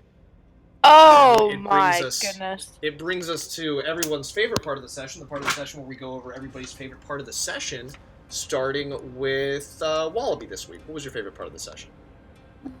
Jeez, I don't know. I guess, I don't know, really right there at the end, the puzzle pieces coming together, leaving it on a cliffhanger, it's got me excited. There's a lot of good parts, but I think, the story was very, rich tonight, so I'll just say the story generally, but specifically the ending. Yeah, this was definitely an adventure that's very rich in lore, and while it's not necessarily written for the Lankhmar setting, it fits so well. Like, all of these urban adventures that DCC wrote before they got the rights to Lankhmar are like really on point and fit in with a lot of the just the general feel of things. So I really like this adventure. I've been wanting to run it for a really long time, and I'm really stoked that you all have made it to the final part of the adventure here. Taybao, what was your favorite part of the session? Yeah, I definitely like the story, but I want to bring it back to when we started like deciding what type of house stuff that we're gonna be building. Oh yeah. Like, I'm really excited about that. It's gonna be like, I hope we get specialty things for building our rooms a certain way, you know, like Animal Crossing or. I mean, if you want to build some shrines or anything like that, that'll definitely be a possibility for sure. Yeah, for sure. Gonna have something for the Red God. Oh yeah. You haven't really you haven't done any evocations of the Red God in a while, but I mean all it's kind of assumed like all of your kills are kind of dedicated to the Red God. Yeah, when I'm we've going made some hard, I'm massacres doing it. along the way. Yes, you have. I'm gonna say my favorite part of the session tonight was just how it got close. I mean, like, I was you were all kind of like, you know, bebopping around back and forth to things, but it never got totally like overwhelming for me. Even though I wasn't really expecting to run this part of the adventure tonight, I was like kind of expecting more of like a downtime thing. I was fully expecting actually you all to just like wait to get that sword until it was almost like too late. You know, like I did all the math on like what are the odds of the sword working in combat based on like how far away you are from the full moon and how close you are to the new moon and everything. And the fact that you all managed to make it through this was like really like you've gotten very good at this game, and you definitely like right here on the precipice of like reaching level 5, which is like the threshold for epic level characters in DCC basically. Really, really cool that you all have been managed to get this far. But on that note, we've been streaming here for about 4 hours, so I'm going to go ahead and sign off. As always, I've been Judge Zed, aka Zacharias the Pious of House Lane, first of his name, former Lord of Give a Shit, Ashir, Harbinger of Sass, and Holy Prince of the Sea of Ash, and Lord of the Game. And today that game has been the only game whose maze craze plays for days in ways that will amaze days and set characters ablaze. Dungeon Crawl Classics. Have a great week at your table, everyone, and we'll see you next time. Thank you very much.